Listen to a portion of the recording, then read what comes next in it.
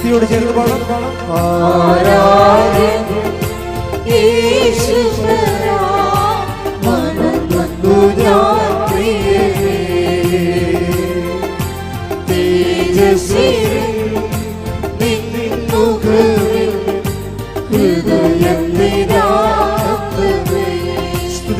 പരിശുദ്ധ പരമദിവ്യകാരുണ്യത്തിന് ആരാധനയും സ്തുതിയും പുകഴ്ചയും ഉണ്ടായിരിക്കട്ടെ. ഉടമ്പടിയിലൂടെയുള്ള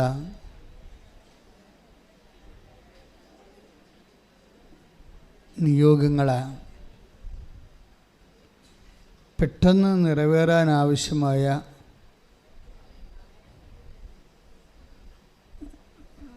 ചില വിശ്വാസ സമീപനങ്ങളുണ്ട്. നമ്മുടെ ഈ വചനധാരയിൽ എപ്പോഴും നമ്മൾ കണ്ടെടുക്കാൻ ശ്രമിക്കുന്നത് എങ്ങനെ എഫക്റ്റീവായിട്ട് കാര്യക്ഷമമായിട്ട് ഉടമ്പടി നിറവേറ്റാൻ കഴിയും. അതിന് ഒരു വ്യക്തിക്ക് വേണ്ട സ്വകാര്യ നിലപാടുകൾ എന്തെല്ലാമാണ്, അതിൻ്റെ സുവിശേഷപരത എത്രത്തോളമുണ്ട്. അങ്ങനെ വളരെ ഉത്തരവാദിത്വത്തോടു കൂടിയാണ് നിങ്ങൾ ഈ ഉടമ്പടി ക്ലാസ് ശ്രദ്ധിക്കുന്നത്. എനിക്ക് ഭയങ്കര സന്തോഷമുണ്ട്. സാക്ഷ്യം പറയുമ്പോഴൊക്കെ ആൾക്കാർ അവരുടെ ദൈവാനുഭവങ്ങളിലെ കോട്ട് ചെയ്യുന്നത് ഈ ഉടമ്പടി ധ്യാനത്തിൽ കിട്ടിയിട്ടുള്ള ഒരു തൊട്ടറിവുകളൊക്കെയാണ്. ഉടമ്പടി ധ്യാനം വളരെ ഗൗരവമായിട്ട് പല പ്രാവശ്യം കേട്ട് ഗ്രഹിച്ച് പ്രയോഗിക്കുന്നവരുണ്ട്. കാരണം ഇതൊരു സിദ്ധാന്തവും പ്രയോഗവും പോലെയാണ് വരുന്നത്. ഉടമ്പടി ഒരു സിദ്ധാന്തമാണ്, പക്ഷേ വളരെ പ്രാക്ടിക്കലായിട്ടുള്ള പ്രായോഗികമായിട്ടുള്ള ഒത്തിരി വ്യയം ചെയ്യാതെ ഒത്തിരി ഹാർഡ് വർക്ക് ചെയ്യാതെ ലളിതമായി നമുക്ക് സമീപിക്കാവുന്ന പ്രായോഗിക പശ്ചാത്തലമാണ് ഉടമ്പടിക്കുള്ളത്. അതുകൊണ്ടാണ് ഉടമ്പടി എടുക്കുമ്പോൾ തന്നെ ചിലർക്ക് വലിയ സാക്ഷ്യങ്ങൾ ലഭിക്കുന്നത്. ഇന്നലെ ഒരു സാക്ഷ്യമുണ്ടായിരുന്നു. അതായത് സാക്ഷ്യം പറഞ്ഞത് അനിലാണ്. അദ്വൈതം മാനന്തവാടിയിൽ നിന്നാണ്. അനിലും ഭാര്യയുടെ സാക്ഷ്യം എനിക്ക് വളരെ ഹൃദ്യമായിട്ട് തോന്നുകയാണ്. അവിടെ വീട്ടുപേര് അദ്വൈതം എന്നാണ്. അപ്പം അനിൻ്റെ സാക്ഷ്യം ഇതാണ്. ഒത്തിരി ഉണ്ട്. 6 നിയോഗങ്ങളിലെ 5ഉം വിസ്മയകരമായ രീതിയിലാണ് ടൈം ബൗണ്ടായിട്ട് നടക്കുന്നത്. ടൈം ബൗണ്ടാണ്, അതായത് അവൻ ഉദ്ദേശിച്ച സമയത്തിന് മുമ്പ് തന്നെ അത് ടാർഗറ്റ് ക്ലിയർ ചെയ്യും. അപ്പം അത് ഭയങ്കര വിസ്മയമാണ്. അപ്പം അത് പുള്ളിക്കാരൻ പറയണത്, ഇനി ഓർക്കണം, ഈ അനിലെന്ന് പറയുന്ന ആൾ അല്ല ഉടമ്പടി എടുത്തിരിക്കണത്. ഉടമ്പടി എടുത്തിരിക്കുന്നത് അദ്ദേഹത്തിൻ്റെ ഭാര്യയാണ്. പക്ഷേ ഭാര്യയുടെ ഉടമ്പടി ഭാര്യ വന്ന് വീട്ടിൽ വിശദീകരിച്ചപ്പോൾ അയാൾക്ക് പെട്ടെന്ന് അഭിഷേകം കിട്ടി. അല്ലാതെ നമ്മളിവിടെ ധ്യാനം കൂടിയതല്ല, ഭാര്യ കൈമാറിയതാണ്. അപ്പോൾ ഭാര്യയുടെ ഈ വിശ്വാസ കൈമാറ്റത്തിൽ ഭർത്താവിന് പ്രത്യേക അഭിഷേകം കിട്ടി. അപ്പോൾ അതൊരു വല്ലാത്ത കൈമാറ്റം ആയിക്കണം. കാര്യം അതിൻ്റെ അകത്ത് നമുക്കറിയാമല്ലോ, ഒരു ഫസ്റ്റ് ഓഫ് ഓൾ ഒരാളിനോട് പറയുമ്പോൾ ഏറ്റവും പ്രശ്നമുണ്ട്, കലഹം ഉണ്ടാക്കുന്നത് നമ്മുടെ ബുദ്ധിയായിരിക്കും. ബുദ്ധി ആദ്യം കലഹിക്കും. അപ്പോൾ ഇവരുടെ ബുദ്ധിയെ നമ്മൾ ആദ്യം തന്നെ ആ ബുദ്ധിയെ കീഴ്പ്പെടുത്താതെ വൈകാരികമായിട്ടുള്ള ഒരു പ്രയോഗ രീതികൾ നമ്മൾക്ക് അതിൻ്റെ അകത്ത് ഇമ്മേഴ്സ്ഡ് ആകാൻ, പങ്കാളിയാകാൻ പറ്റത്തില്ല. ഇപ്പോഴ് വരണ ഒരു വിഷയം, ഉടമ്പടിയിൽ എന്തുകൊണ്ടാണ് ഇപ്പോൾ ഈ ആഴ്ചയിലൊക്കെ സംഭവിക്കണമെന്ന് വെച്ച് കഴിഞ്ഞാൽ 2024 കഴിഞ്ഞപ്പോൾ 10 സാക്ഷ്യങ്ങൾ കൂടി ഡെയിലി. നമുക്ക് എപ്പോഴും കിട്ടുന്നത് ഒരു 10-18 സാക്ഷ്യങ്ങളാണെങ്കിൽ ഇപ്പോൾ അത് 2004 ആയപ്പോൾ ദിനം പ്രതി 28 സാക്ഷ്യങ്ങളായിട്ട് കൂടി. എഴുതി തന്നെയൊക്കെ 100-500 അതൊന്നുമല്ല ഇവിടെ പറയാൻ വേണ്ടി വന്നത്. ഈ പ്ലാറ്റ്ഫോമിലെ സാക്ഷ്യസുവിശേഷ പ്രയോഗത്തിന് വേണ്ടി വരുന്നവരുടെ എണ്ണം ഒരു 30% കൂടി. 10 കോടി എന്ന് പറയുമ്പോൾ 30% കൂടി. എന്തുകൊണ്ടാണ് ഇങ്ങനെ പെട്ടെന്ന് 30% ഒരു ഹൈക്ക് വന്നത്? അതിൻ്റെ കാരണം ബുദ്ധിപരമായിട്ട് ആരോഗ്യം ഇത് വല്ലാതെ സ്വാധീനിച്ചെന്നാണ്. കാരണം ഒരു മനുഷ്യന് ബുദ്ധിപരമായിട്ട് സ്വാധീനിച്ചാൽ മാത്രമേ ബാക്കി ഇമോഷണലായിട്ട് അവൻ സെറ്റപ്പ് ആകത്തുള്ളൂ. ഈ ബുദ്ധിപരമായിട്ട് സ്വാധീനിക്കുന്നത് എന്താണ്? പണ്ടൊക്കെ ഉടമ്പടി അമ്മ തന്ന 16-17 കാലഘട്ടങ്ങളിലൊക്കെ വല്ലാത്ത വിമർശനങ്ങൾ എല്ലാവരുടെ ഭാഗത്തു നിന്നുണ്ടായി. ഡോക്ടേഴ്സ് തന്നെ സമിതികൾ കൂടിയിട്ട് വാട്സപ്പിലൊക്കെ ഗ്രൂപ്പുകളുണ്ടാക്കി കൃപാസനത്തിനെതിരെ.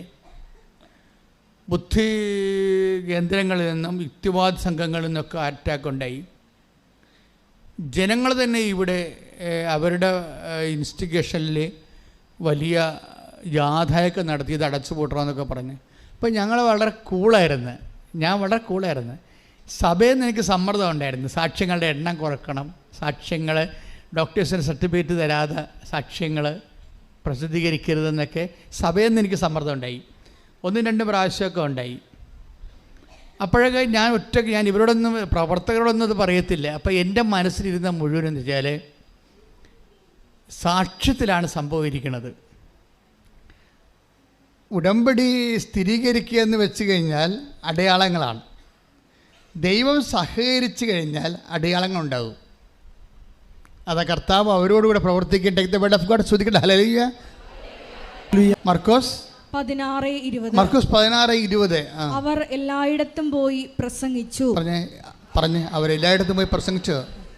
കർത്താവ് അവരോട് കൂടെ പ്രവർത്തിക്കുകയും അവരോട് കൂടെ പ്രവർത്തിക്കുകയും അടയാളങ്ങൾ കൊണ്ട് വചനം സ്ഥിരീകരിക്കുകയും ചെയ്തിരുന്നു. ഇതാണ് സാധനം. അതായത് കർത്താവ് അവരോട് കൂടെ പ്രവർത്തിക്കും. അപ്പോൾ എൻ്റെ മനസ്സിൽ എനിക്ക് കൺഫ്യൂഷൻ ഇല്ലാഞ്ഞ കാര്യം, സമയഘടികാരം നെഞ്ചിൽ ചാർത്തി ഈ സിൽവർ ഗ്രേയിലെ അമ്മ ഞാൻ മുമ്പിൽ കണ്ടതല്ല, എന്നോട് പുറകോട്ട് തിരിഞ്ഞു നോക്കാൻ മനസ്സ് ആവശ്യപ്പെട്ടിട്ട് ഞാൻ പുറകോട്ട് തിരിഞ്ഞു നോക്കുമ്പോഴാണ് ഇത് കാണുന്നത്. 10 എന്നെ മുട്ടി വിളിച്ച് പുറകോട്ട് തിരിച്ചു നോക്കി കാണിച്ച കാഴ്ചയാണ്. ആ കാര്യത്തെക്കുറിച്ച് ഈ ലോകത്ത് എൻ്റെ കഴുത്ത് കണ്ടിച്ച് കളഞ്ഞാൽ ഞാനത് പറയും. കാര്യം I have seen it directly. എനിക്ക് വേണമെങ്കിൽ മാതാവിനെ ടച്ച് ചെയ്യാമായിരുന്നു. ഇത്രയും ടച്ച് ചെയ്യാവുന്ന രീതിയിൽ അമ്മ മാതാവ് ഈ ലോകത്ത് ഇന്നുവരെ പ്രത്യക്ഷപ്പെട്ടിട്ടില്ല. അതുകൊണ്ട് എനിക്കറിയാം. അതുകൊണ്ട് ഞാൻ എവിടെ വന്നാലും മിണ്ടാതിരിക്കുകയുള്ളൂ. ഞാൻ അത് ദൈവത്തിന് വർക്ക് ചെയ്യാൻ ഇത്തിരി സമയം കൊടുക്കുക. അതാണ് ഞാൻ കണ്ടത്. അതാണ് ഞാൻ മറുപടി ഒന്നും പറയാറുന്നത്. എനിക്ക് കാര്യം മറുപടി എന്ന് പറയണത് നമ്മൾ നാക്കുകൊണ്ട് പറഞ്ഞ് ജയിക്കണതല്ല, ദൈവം വാക്കുകൊണ്ട് അത് പ്രയോഗത്തിൽ വരുത്തി അടയാളങ്ങൾ കാണിച്ചുകൊണ്ട് ജനങ്ങളെ തൻ്റെ സാന്നിധ്യം അറിയിക്കുന്നതാണ്. അതുകൊണ്ടാണ് മർക്കോസ് ആദിമസഭയിലുള്ള വിഷയം എന്താണ് ആദിമസഭയിൽ എന്താണ് ഉണ്ടായിരുന്നത്? ആദിമസഭയിൽ ഉണ്ടായിരുന്നത്, ഇപ്പോൾ നമുക്ക് കൃപാസനം എന്ത് സ്പിരിച്വാലിറ്റി ആണെന്ന് ചോദിച്ചാൽ ഞാൻ പറയും കൃപാസനം മരിയ സ്പിരിച്വാലിറ്റിയാണ്. പക്ഷേ അപ്പോസ്റ്റിക് സ്പിരിച്വാലിറ്റിയാണ് അതിൻ്റെ ബേസ്മെൻ്റ് എന്ന് പറയും. കാര്യം വചനം കേട്ട് ആണ് അമ്മ ഈശോനെ, ആ കേട്ട വചനത്തിനെ അമ്മ എന്താ പറഞ്ഞത്? ഇതാ കർത്താവിൻ്റെ ദാസി. അപ്പോൾ ലൂക്ക 1:38 ഇതാ കർത്താവിൻ്റെ ദാസി. വചനത്തോട് ആര് ദാസിയാണ് ദാസനാണെന്ന് പറഞ്ഞാലും വചനം ഗർഭം ധരിക്കും എന്ന് വെച്ച് കഴിഞ്ഞാൽ വചനം മാംസമാകും എന്ന് വെച്ചാൽ വചനത്തിൻ്റെ ശക്തി നമ്മളിലേക്ക് ആവഹിക്കപ്പെടും. ശ്രുതികട ഹല്ലേലൂയ. അപ്പം അതെനിക്ക് ഭയങ്കര ഇഷ്ടപ്പെട്ടു. കാര്യത്തിന് അത് ബെനഡിക്റ്റ് മാർപ്പാപ്പയുടെ വചനങ്ങളാണ്. ബെനഡിക്റ്റ് 14-ാം മാർപ്പാപ്പ പറയുമായിരുന്നു മാതാവ് ഗർഭധാരണം ചെയ്തത് വചനം ചെവിയിലൂടെയാണെന്ന്. അത് തന്നെ റാഫേൽ പിതാവ് എടുത്തിട്ട് കാലഘട്ടത്തിലേക്ക് പ്രയോഗിക്കണത് എന്താണ്? കേൾക്കുന്നതാണ് ഒരു പ്രാർത്ഥനയെന്ന് വെച്ചാൽ എല്ലാ അഭിപ്രായ വ്യത്യാസങ്ങളെയും സ്നേഹത്തോടെ കേൾക്കുമെന്നാണ്. അതല്ല, കേൾക്കാത്തതാണല്ലോ പ്രശ്നം.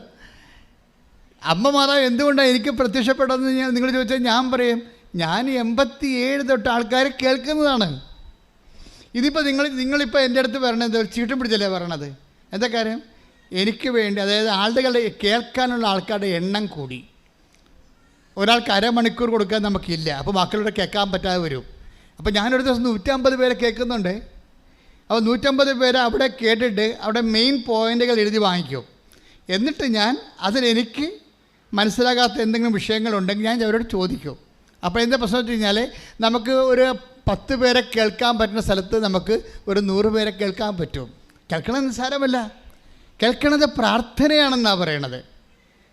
അതായത് ഒരു മനുഷ്യൻ, നിങ്ങൾക്കറിയാമല്ലോ, ഇപ്പോൾ സഭയിൽ ഞാൻ ജീവിച്ചപ്പോൾ ചില കൂടുതൽ പഠിച്ചിട്ടുള്ള അച്ഛന്മാർ പറയും, ജോസഫച്ചൻ എന്നാ ചെയ്യണത്? ഞാൻ പറഞ്ഞു, കൗൺസിലിങ്ങിന് ആൾക്കാർ വരുന്നുണ്ട്. നേരത്തെ ഇപ്പോഴുള്ള ചരിത്രമല്ല, പഴയ ചരിത്രമാണ്. കൗൺസിലിങ്ങോ? അത് സൈക്കോളജി പഠിക്കണ്ടേ? അപ്പം ആവശ്യത്തിന് വേണ്ട സൈക്കോളജിയൊക്കെ പാസ്റ്റേഴ്സ് കൗൺസിലും സൈക്കോളജിയും കോളേജിൽ നിന്നും അതുപോലെ തന്നെ സെമിനാരിന്നൊക്കെ പഠിച്ചിട്ടുണ്ട്. പക്ഷേ അതൊന്നും ഇവിടെ പ്രയോഗമല്ല. കാര്യം ദൈവത്തെ സംബന്ധിച്ചിടത്തോളം നമ്മൾ കൊടുക്കുന്ന ചെവി എന്തിൻ്റെ ചെവിയാണ്? ഒരു മനഃശാസ്ത്രം പഠിച്ച ആൾക്കാരുടെ ചെവിയല്ല കൊടുക്കുന്നത്, ദൈവത്തിൻ്റെ ചെവിയാണ് കൊടുക്കുന്നത്. അതാണ് വ്യത്യാസം. സഭയ്ക്ക് മനസ്സിലാകാത്തത് പ്രശ്നം അതാണ്. സഭയ്ക്ക് ദൈവത്തിൻ്റെ ചെവി കുറയുകയും മനഃശാസ്ത്രജ്ഞന്മാരുടെ ചെവി ജനങ്ങളുടെ മുറിവുകൾ കേൾക്കാൻ വേണ്ടി ഉപയോഗിക്കുകയും ചെയ്യുമ്പോൾ ഉണ്ടാകുന്ന ദൈവം പ്രവർത്തിക്കാത്ത ഒരു അവസ്ഥ ഉണ്ട്. വചന ജഡത്വം എന്ന് പറയും. ഇത് മറിച്ച് നമ്മൾ ദൈവത്തിന് ചെവികളിലൂടെയാണ്, നമ്മളുടെ ചെവി ദൈവത്തിന് ഹയർ ചെയ്തിട്ട് സാങ്കേതിക ജ്ഞാനമോ ലോകത്തിന് ജ്ഞാനം ഉപയോഗിക്കാതെ ദൈവജ്ഞാനം കൊണ്ട് ഇപ്പോൾ കഴിഞ്ഞ ദിവസങ്ങളിൽ ഈ നമ്മൾ പറഞ്ഞ സഹോദരനുണ്ടല്ലോ, എൻ്റെ പേര് അനിൽ പറഞ്ഞൊരു വിഷയമുണ്ട്. അതായത് അനിൽ അദ്വൈതം. അദ്ദേഹം എന്താ പറഞ്ഞത്? അദ്ദേഹത്തിൻ്റെ മകള് 12 വയസ്സുണ്ട്. 12 കൊല്ലമായിട്ട് അദ്ദേഹത്തിൻ്റെ മകൾക്ക് ചെവിയിൽ നിന്ന് ഇങ്ങനെ പൊട്ടി ഒലിക്കുകയാണ്. ഭയങ്കര ദുർഗന്ധമായിരിക്കും, 2 ചെവിയിൽ നിന്നാണ്. അപ്പോൾ കാണിച്ച ഡോക്ടർമാരെല്ലാം പറഞ്ഞ് ഇത് ഓപ്പറേഷൻ ചെയ്യണം. അപ്പോൾ സാങ്കേതിക ജ്ഞാനം ഉള്ളവർ കൊടുക്കുന്ന നിർദ്ദേശം എന്താണ്? അത് ഓപ്പറേഷൻ ചെയ്യണമെന്നുള്ളതാണ്. പക്ഷേ 2 ചെവിയും ഓപ്പറേഷൻ ചെയ്താൽ ഇതിനെ കേൾക്കാൻ പറ്റുമോ, എത്ര ശതമാനം കേൾക്കാൻ പറ്റും, അത് ഡോക്ടർമാർക്ക് പറയത്തില്ല. അവർക്കറിയത്തില്ല എത്ര ശതമാനം ഇത് കേൾക്കാൻ പറ്റുമെന്ന് പറയാൻ പറ്റത്തില്ല. അവർക്ക് കേട്ട് കഴിഞ്ഞാലേ പറയാൻ പറ്റത്തുള്ളൂ. സയൻസ് അല്ലേ, ഹൈപ്പോത്തിസിസ് ഇപ്പോൾ അവിടെ ഉപയോഗിക്കാൻ പറ്റത്തില്ല. അപ്പോൾ ഇവർ ഏഷ്യയിലെ ഏറ്റവും നല്ല ENT അടുത്ത് കൊണ്ടുപോകും, മനോജ് ഡോക്ടറിൻ്റെ അടുത്ത് കൊണ്ടുപോകും. അപ്പോൾ മനോജ് ഡോക്ടറും പറയും ഇത് 2 ഓപ്പറേഷൻ ചെയ്യണം, അത് ആ പാട നമ്മൾ കൃത്രിമമായിട്ട് വെക്കണമെന്നൊക്കെ പറയും. അതാണ് നമുക്ക് സാങ്കേതികമായി കേൾക്കണത്. പക്ഷേ കർത്താവിൻ്റെ ചെവി കൊടുത്ത് കേൾക്കുമ്പോൾ വേറെ വിഷയമാണ്. അവർ ഉടമ്പടി എടുത്തിട്ട് എൻ്റെ അടുത്ത് കൊണ്ടുവരുമ്പോൾ ഞാൻ പറയും ഇത് ഓപ്പറേഷൻ വേണ്ട, കർത്താവ് ഇത് സുഖപ്പെടുത്തിക്കൊള്ളൂ എന്ന് പറയും. അത്രേ ഉള്ളൂ കേൾക്കണത്. ആ ചെവി അന്ന് തന്നെ പഴുപ്പ് അവസാനിക്കും. ഇന്ന് വരെ പിന്നെ പഴുപ്പ് വന്നിട്ടില്ല. ആ സാക്ഷി ഇന്നിടുന്നുണ്ട്, നിങ്ങളെ പോയി ഇന്ന് കാണണം കേട്ടോ ആ സാക്ഷ്യം. അതിൻ്റെ കർത്താവിന് ചെവി കൊടുത്ത് കേൾക്കണം എന്ന് പറയും. അതിൽ ലോകത്തിൻ്റെ ജ്ഞാനമല്ല. അപ്പോസ്തലിക കാലത്തെ സഭയുടെ അഭിഷേക ആ ഡൈമെൻഷൻസ് കുറയുകയും ലോകത്തിൻ്റെ ജ്ഞാനം വളർന്നപ്പോൾ അത് എടുത്തിട്ട് ആത്മാക്കളുടെ ആഫ്റ്റർ ഓൾ നമ്മൾ ആ ഒരു മനുഷ്യൻ്റെ കാര്യം സാങ്കേതികമായി മാനസികമായി കേട്ടതുകൊണ്ട് ദൈവത്തിന് എന്താ പ്രയോജനം? ഒരു പ്രയോജനമില്ല. ദൈവം എന്താ നോക്കണത്? യേശുക്രിസ്തുവിൻ്റെ ക്രൂശിക്കപ്പെട്ടൊരു സാഹചര്യമുണ്ട് ഇവിടെ.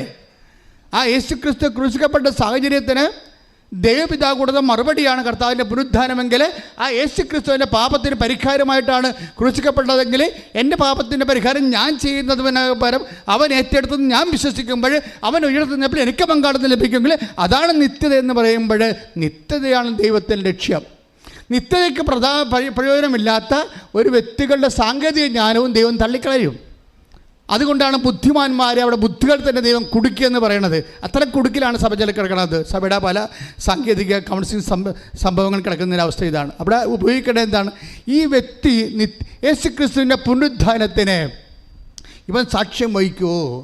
കർത്താവിൻ്റെ പീഡാനുഭവത്തിൻ്റെ ഭാഗമായി ഇപ്പം അനിലിൻ്റെ സാക്ഷ്യത്തിലേക്ക് ഞാൻ തിരിച്ചു വരികയാണ്. അനിൽ എന്താ പറയണത്? ഞാൻ എൻ്റെ വൈഫിൻ്റെ കൂടെ നിന്നുകൊണ്ട് ഉടമ്പടി പാലിച്ചുകൊണ്ടിരുന്നു. ഞാൻ അരമണിക്കൂർ വചനം വായിക്കണമല്ലോ. ഞാൻ വചനം വായിക്കാനും തുടങ്ങി വൈഫിൻ്റെ കൂടെ. അപ്പോഴൊരു വചനം എന്നെ വല്ലാതെ അങ്ങ് സ്പർശിച്ചു.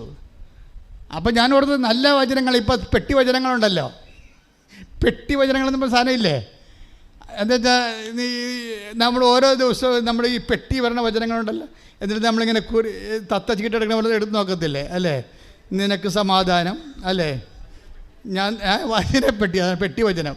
ഈ പെട്ടി വചനം മനുഷ്യനെ ശരിക്കും തട്ടിപ്പാണ് ശരിക്കും പറഞ്ഞാൽ. അതെന്ന് വെച്ചാൽ അതിൻ്റെ അകത്തെല്ലാം നല്ലതാണ് എഴുതിയിട്ടിരിക്കുന്നത്, നല്ലതാണ് എഴുതിയിട്ടിരിക്കുന്നത്. അപ്പോൾ നല്ല എഴുതി കിടക്കുമ്പോൾ ഒരു വഞ്ചനയാണ് ശരിക്കും പറഞ്ഞാൽ.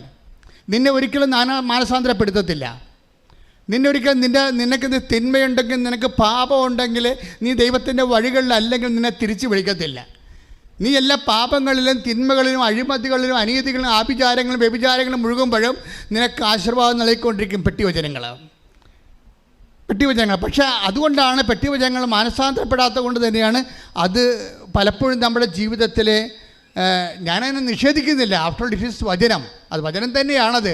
പക്ഷേ വചനം കൊണ്ട് ദൈവം ഉദ്ദേശിക്കുന്ന ആത്യന്തികമായ ലക്ഷ്യങ്ങളെ അത് സാധീകരിക്കത്തില്ല. മനസ്സാന്തത്തിലേക്ക് നിന്നെ നയിക്കുന്നില്ലെങ്കിൽ വചനങ്ങൾ ഒരു ഭാവുകങ്ങളായി മാറും. ഭാവുകം ഇനി full can give you except God. കാര്യം എന്നെ സംഭവം എന്ന് വെച്ച് കഴിഞ്ഞാൽ, നിനക്ക് പിന്നെ ആർക്കും ഭാവുകം നൽകാം. ഭാവുകം നൽകിക്കൊണ്ട് നിന്നെ എത്ര കാലം ദൈവത്തിന് കൂടെ നിർത്താൻ പറ്റും, ഈ ജീവിതത്തിൻ്റെ അവസാനം വരെ നിർത്താൻ പറ്റുമെന്ന് കരുതിക്കഴിഞ്ഞാൽ അതിനപ്പുറമുള്ള ജീവിതത്തിന് ആരാണ് മുതൽ മുടക്കാൻ പോണത്? നോബഡി. അതുകൊണ്ടാണ് കലേബിനെ കുറിച്ച് പറയണത്. എന്താ പറയണത്? കലേബിനെ നയിച്ച ആത്മാവ് വ്യത്യസ്തമായിരുന്നു. എന്താണ് വ്യത്യസ്തം? അവൻ പൂർണ്ണമായി എന്നെ അനുഗമിച്ചെന്ന്.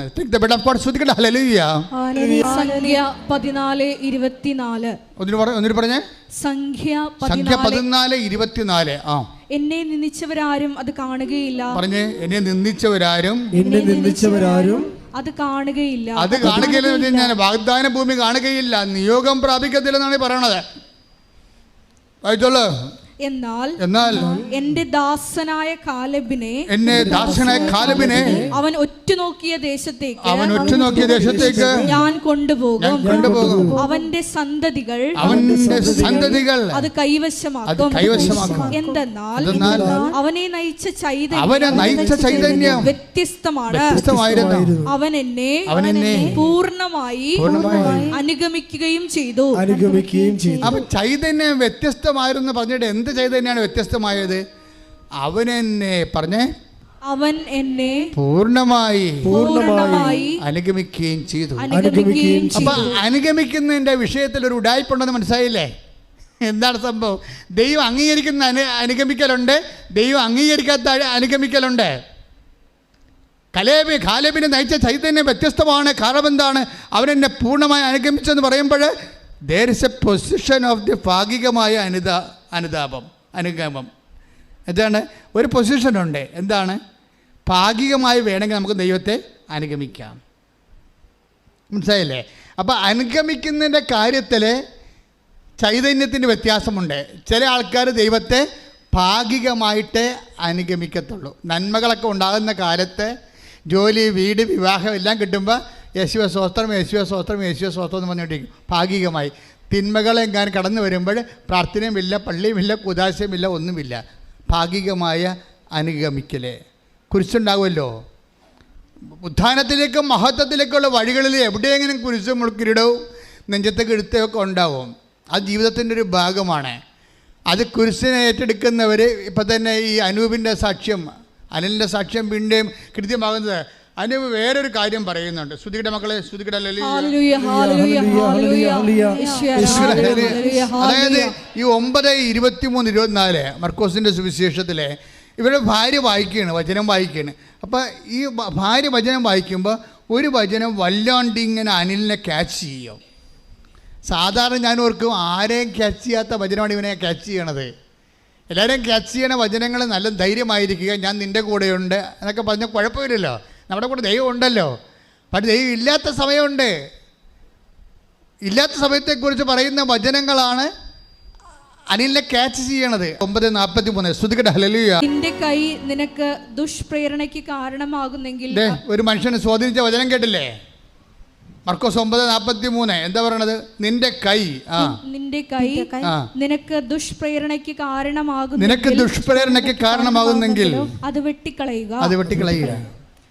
അടുത്ത വചനം വായിക്കൂ. ഇരു കൈകളും ഉള്ളവനായി നരകത്തിലേക്ക് കെടാത്ത അഗ്നിയിലേക്ക് നിബദിക്കുന്നതിനേക്കാൾ ഭേദം അംഗഹീനനായി ജീവനിലേക്ക് പ്രവേശിക്കുന്നതാണ്. Praise the Lord. നിത്യജീവനെ കുറിച്ചാണ് പറയണത്. നിത്യജീവനെ കുറിച്ച് പറയുന്ന വചനങ്ങളിൽ അംഗഹീനത്വത്തെ കുറിച്ച് സംസാരിക്കുന്നുണ്ട്.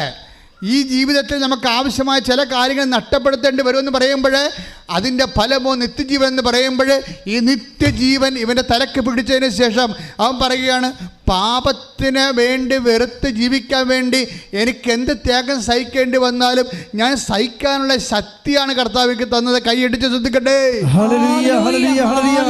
ഇതാണ് ഈ വിഷയം. എന്താ വിഷയം?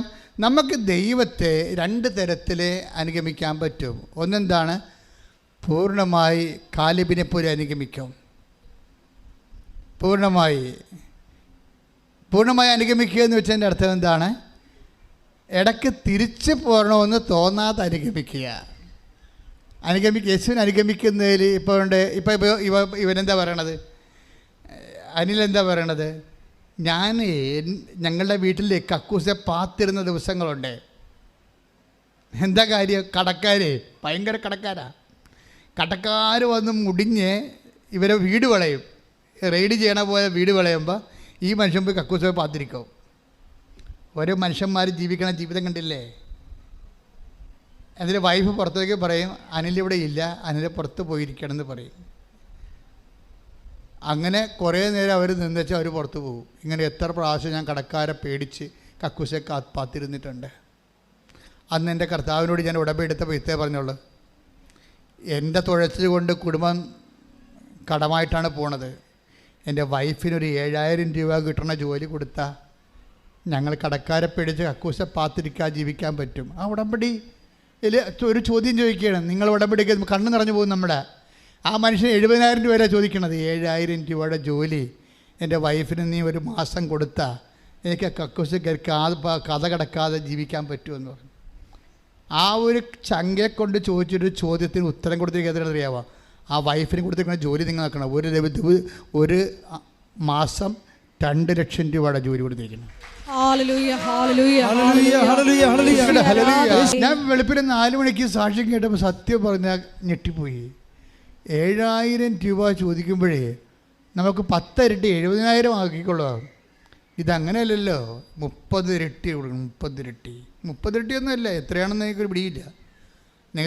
നിങ്ങൾ സാക്ഷ്യം ഒന്ന് കേൾക്കണം കേട്ടോ. പക്ഷേ ഈ മനുഷ്യൻ ഇങ്ങനെ ഇത്രയും ആ ജീവിതത്തിൽ നിന്നെല്ലാം ഈ ഉടമ്പടി, അതാണ് ഈ ഉടമ്പടിയിൽ ഇങ്ങനെ ആളിങ്ങനെ എല്ലാ ദിവസവും കൂടും. കാര്യം അനിലെന്ന് പറഞ്ഞ ഒരു ക്രിസ്ത്യാനി അല്ല. അതാണ് രസം. നമ്മളെ ഞെട്ടിപ്പിച്ചുള്ള പ്രശ്നം ഇതാണ്. ഫ്രഷ് ഹാൻഡാണ്. അതിനാൾ പറയുന്നുണ്ട്, അമ്മയടുത്ത് വന്നപ്പോൾ അമ്മയാണ് ഈശോനെ എന്നെ കാണിച്ചു തന്നത്, ഈശോയാണ് നിത്യജീവൻ എന്നെ കാണിച്ചു തന്നത്. ശ്രദ്ധിക്കട്ടെ. പരിശുദ്ധ പരമദിവ്യകാരുണ്യത്തിന് ആരാധനയും സ്തുതിയും പുകഴ്ചയും ഉണ്ടായിരിക്കട്ടെ. ഇപ്പോൾ ഉടമ്പടി ഇങ്ങനെ സഞ്ചരിച്ച് അങ്ങോട്ട് പോകും. നിത്യത വരെ സഞ്ചരിച്ച് പോവുകയാണ്. ചുമ്മാ കണ്ണീരിൻ്റെ ഒരു കടലിൽ നിന്ന് ഈ മനുഷ്യൻ കരകയറിയിട്ട് സ്വർഗത്തിൻ്റെ ഒരു തീരത്തങ്ങ് നീന്തി കയറുകയാണ്. അത്ര കണ്ട് മനോഹരമായ ഒരു പദ്ധതിയാണ് ശരിക്കും. അതുകൊണ്ട് തന്നെ നിങ്ങൾക്ക് ബുദ്ധിപരമായി മനുഷ്യന്മാർ കീഴടക്കുന്നത് എന്താണ്? സാക്ഷ്യമാണ്. ഈ സാക്ഷ്യം കേട്ടാൽ ആരാണ് കർത്താവിനെ വിശ്വസിക്കാത്തത്? ഇങ്ങനെ ഒരു സാക്ഷ്യമാണ്. എത്ര സാക്ഷ്യങ്ങളാണ്. ഇപ്പോൾ സാക്ഷ്യങ്ങളെല്ലാം കാണുമ്പോൾ അതുകൊണ്ടാണ് നിങ്ങൾ ഈ സാക്ഷ്യങ്ങൾ ഷെയർ ചെയ്യണമെന്ന് പറയണത്. എന്താ കാര്യം? ഇതിൽ ദൈവത്തിന് പ്രയോജനമുള്ള 2 കാര്യങ്ങളേ ഉള്ളൂ. ബാക്കിയെല്ലാം നിങ്ങൾക്ക് പ്രയോജനമുള്ളതാണ്. അതിന് ബുദ്ധിപരമായിട്ട് ഉടമ്പടിയെ നിങ്ങളെ ദൈവത്തിന് പ്രയോജനമുള്ള 2 കാര്യങ്ങളേ ഇതിനകത്തുള്ളൂ. ഒന്നെന്താണ്? നിങ്ങൾ പത്രം മേടിച്ച് വിതരണം ചെയ്യുമ്പോൾ പ്രാർത്ഥിച്ച് വിതരണം ചെയ്ത് കഴിഞ്ഞാൽ ദൈവത്തിനെ അറിയാത്തവർ അറിയും. അതാണ് ഇതിൽ ആകെപ്പാടെ ഉള്ളത്. ഇത് പിന്നെ ബാക്കിയെല്ലാം നമ്മളെ ബാധിക്കുന്ന വിഷയങ്ങളാണ്. നമ്മുടെ വിശുദ്ധീകരണം തീർച്ചയായിട്ടും ദൈവത്തിന് പ്രയോജനമുള്ള കാര്യങ്ങളാണ്. അപ്പോൾ നമ്മുടെ പാപങ്ങൾ ഒഴികെ നമ്മൾ ജീവിക്കുന്നതും വിശുദ്ധിയോട് ജീവിക്കുന്നതും പരസ്നേഹത്തോടെ ജീവിക്കുന്നതും വിശ്വാസത്തോടെ ജീവിക്കുന്നതും. പക്ഷേ വിശ്വാസത്തോടെ ജീവിക്കുമ്പോൾ ഉണ്ടാകുന്ന പ്രശ്നം, നിങ്ങളുടെ വിശ്വാസത്തിന് തന്നെ പലതരത്തിലുള്ള വിശ്വാസത്തിൻ്റെ പരിമിതികളുണ്ട്. ശരിക്കും വിശ്വാസം കൊണ്ട് മാത്രം ഉടമ്പടി നമുക്ക് പൂർണ്ണമായിട്ട് യേശുവിനെ അനുഗമിക്കാൻ പറ്റത്തില്ല. അങ്ങനെ ഒരു പ്രശ്നമുണ്ട്. അത് നമ്മൾ ആ വിശ്വാസത്തിൻ്റെ പരിമിതിയാണ്. വിശ്വാസം കൊണ്ട് മാത്രം നമ്മൾക്ക് പൂർണ്ണമായിട്ട് നമ്മുടെ നിയോഗങ്ങൾ നടക്കും. പക്ഷേ വിശ്വാസം കൊണ്ട് മാത്രം നമുക്ക് പൂർണ്ണമായി കാലേബിനെ നയിച്ച അരൂപി വ്യത്യസ്തമായിരുന്നു എന്നും 14:24 വായിക്കും. സംഖ്യ 14:24 വായിച്ചില്ലേ?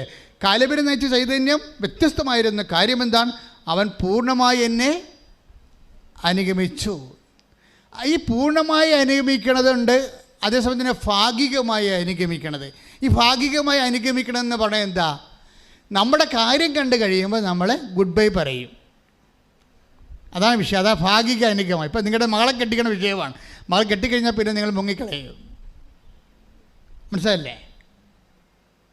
ക്രിസ്ത്യാനികളൊരു വർഗ്ഗമുണ്ട്. ഏത് ചീക്കത്തോട് കണ്ടാലും ആൾക്കാർ മുക്കിയെടുക്കുന്ന വർഗ്ഗമുണ്ട്. അതുപോലെ മുങ്ങണ പാർട്ടിയുണ്ട്.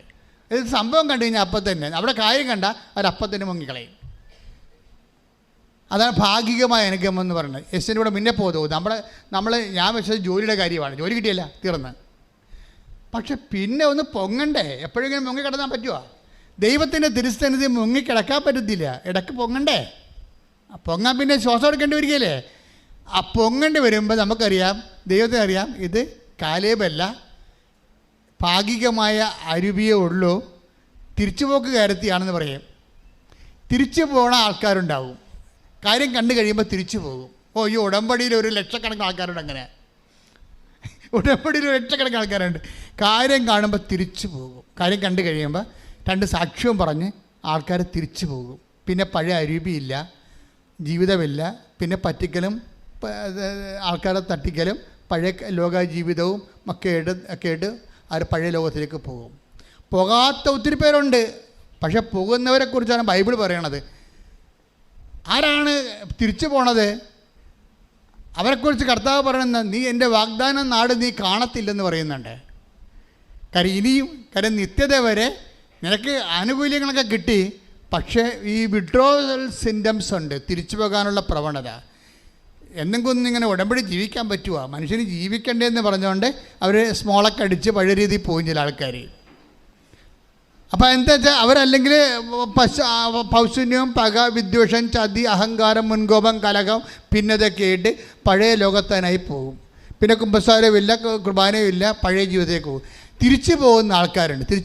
അതാണ് പറയണത്, കാലേബിനെ നയിച്ച ചൈതന്യം വ്യത്യസ്തമാണ് എന്ന് പറയാൻ കാരണം എന്താണ്? അവൻ പൂർണ്ണമായിട്ട് എന്നെ take the word of God. ശ്രുതികട്ടെ. ഹല്ലേലൂയ.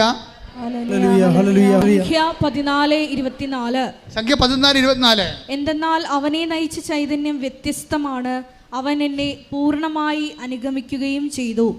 അവനെ നയിച്ച ചൈതന്യം വ്യത്യസ്തമാണ്, അവനെന്നെ പൂർണ്ണമായി എന്ന് പറഞ്ഞ് അവനെന്നെ പൂർണ്ണമായി അനുഗമിക്കുകയും ചെയ്തു. അപ്പോൾ പൂർണ്ണമായി അനുഗമിക്കൽ എന്ന് പറഞ്ഞാൽ എന്താണ്? തിരിച്ചു പോകാത്തതിനെയാണ്, ഉടമ്പടി ചൈതന്യങ്ങളിൽ നിന്ന് തിരിച്ചു പോകാത്തതിനെയാണ്. ഇപ്പം ഞാൻ ഓർക്കുവേ, നമുക്ക് 10 ലക്ഷം സബ്സ്ക്രിപ്ഷൻ ഇല്ലേ? പക്ഷെ ഉടമ്പടി ധ്യാനം കൂടുന്ന 3 ലക്ഷം പേരാണല്ലോ. ബാക്കി 9 ലക്ഷം പേരെന്ത് തിരിച്ചു പോയി? അത് കറക്റ്റല്ലേ? ഉടമ്പടി കാലം കഴിഞ്ഞപ്പോൾ അവർ തിരിച്ചുപോയി. തിരിച്ചു പോകാത്ത ആൾക്കാരുണ്ട്. ഇപ്പോഴും ആ പഴയതുപോലെ അതേ ചൈതന്യത്തിൽ ജീവിക്കുന്ന ആൾക്കാർ. ഇപ്പോൾ നമുക്ക് 10 ലക്ഷം സബ്സ്ക്രിപ്ഷൻ ഇല്ലേ? പക്ഷേ ഉടമ്പടി ധ്യാനം കൂടുന്ന എത്ര പേരാണ് ഒരാഴ്ചയിൽ? 3 ലക്ഷം പേര്. ബാക്കി 7 ലക്ഷം പേരെന്ത് ചെയ്യും? അവരാ പഴയ ചൈതന്യത്തിൽ നിന്ന് തിരിച്ചു പോയിരിക്കണം. തിരിച്ചു പോയവരെക്കുറിച്ച് എന്താ ബൈബിൾ പറയണത്? അവരുടെ ചൈതന്യം, അവരെ നയിച്ച ചൈതന്യം കലേബിൻ്റെ ചൈതന്യമല്ല. അതുകൊണ്ട് എന്താണ് സംഭവിക്കണത്? അവർ വാഗ്ദാന നാട് പ്രാപിക്കുകയില്ല. ശ്രുതികട്ടെ. ഹല്ലേലൂയ. സംഖ്യ 14:3-4 എടുത്തേ. സംഖ്യ 14:3-4. വാളിനിരയാകാൻ കർത്താവ് ഞങ്ങളെ ഈ ദേശത്തേക്ക് കൊണ്ടുവന്നത് എന്തിനാ? കലേബിനെ പോലെ അല്ല, വേറെ കുറച്ച് ആൾക്കാരോടെ ഉണ്ടല്ലോ മോസസിന്റെ കൂടെ. അവർ ഉറ്റുനോക്കാൻ പോയ ആൾക്കാരാണ്. അവർ വന്നിട്ട് പറഞ്ഞ് അവിടെ ഉള്ളവർ അനാർക്കിൻ്റെ മല്ലന്മാരുടെ മക്കളൊക്കെ ഉണ്ട്. നമുക്ക് അവിടെ ചെന്ന് അവരുടെ വാള് കൊണ്ട് നമ്മൾ ചത്തുപോകും. ഇനി യേശുവിൻ്റെ കൂടെ കൂടിക്കഴിഞ്ഞാൽ നമുക്ക് സുഖമായി ജീവിക്കാൻ പറ്റത്തില്ല. നമ്മളിപ്പോഴും ആൾക്കാരെ പറ്റിച്ചും, ഇപ്പോൾ ചില ആൾക്കാർ എന്തുമാത്രം പറ്റിപ്പ് നടത്തിയാണ് ജീവിക്കണേ. പലതരത്തിലുള്ള പലതരത്തിലുള്ള വിവാഹം ഡൈവേഴ്സ് എത്തുന്ന ആൾക്കാരുണ്ട്. പറഞ്ഞാൽ നിസ്സാരമായ കാര്യം ചിലപ്പോൾ ഒരു വാശിപ്പുറം അല്ലെങ്കിൽ അവരുടെ താല്പര്യങ്ങളനുസരിച്ച് അപ്പുറത്ത് നടക്കണില്ല. അപ്പം ഞാനൊരു ദിവസം ഒരു സ്ത്രീയോട് ചോദിച്ചു, എടി നീ ഇപ്പം ഈ ഭർത്താവിനെ ഉപേക്ഷിക്കാനൊക്കെ പോണതിൻ്റെ ഉദ്ദേശം നിൻ്റെ അപ്പനല്ലേ? ആണ്. അപ്പനും മകളും തമ്മിൽ നല്ല സ്നേഹമാണ്. മകളെ കാണാതെ അപ്പനും ജീവിക്കാൻ പറ്റത്തില്ല. പക്ഷെ അതിൻ്റെ പേരിൽ എന്ത് കാരണം? ചെറുക്കം വന്ന് മകളുമായിട്ട് അപ്പൻ്റെ കൂടെ വീട്ടിൽ താമസിക്കണം, നടക്കണ കാര്യമാണ്. അതായത് ഇവർക്ക് ഈ അപ്പനെയും മകൾക്കും അറിയാൻ പറ്റും. ചില പെൺമക്കൾക്ക് അപ്പന്മാരോട് ഭയങ്കര സ്നേഹമായിരിക്കും, ചില ആമക്കൾക്ക് അമ്മമാരോട് ഭയങ്കര സ്നേഹമായിരിക്കും. ഈ കക്ഷികൾക്ക് ഇതൊക്കെ അറിയാൻ പറ്റും. പക്ഷേ എന്താ പറയണമെന്ന് വെച്ച് കഴിഞ്ഞാൽ അവരുടെ ജീവിത വിളികളുമായിട്ട് നോക്കുമ്പോൾ ഇത് വാള് വാങ്ങി നിൽക്കും. അതാണ് കലിയ പറയണത്, വാളാണല്ല വരണത്. അവരുടെ താല്പര്യങ്ങൾ നടക്കത്തില്ലല്ലോ. അവരുടെ താല്പര്യം നടപ്പം അതങ്ങനെ അവൾ എന്നോട് പറയാതെ ഉപേക്ഷിച്ചു.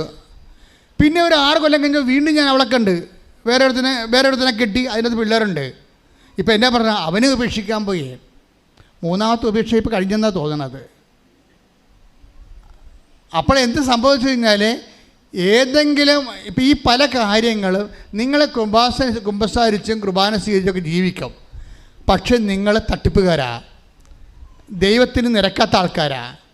ദൈവത്തിൻ്റെ വചനങ്ങളല്ല നിങ്ങളെ നയിക്കണത്, നിങ്ങളുടെ ശാരീരികമായ അഭിരുചികളാണ് നയിക്കണത്.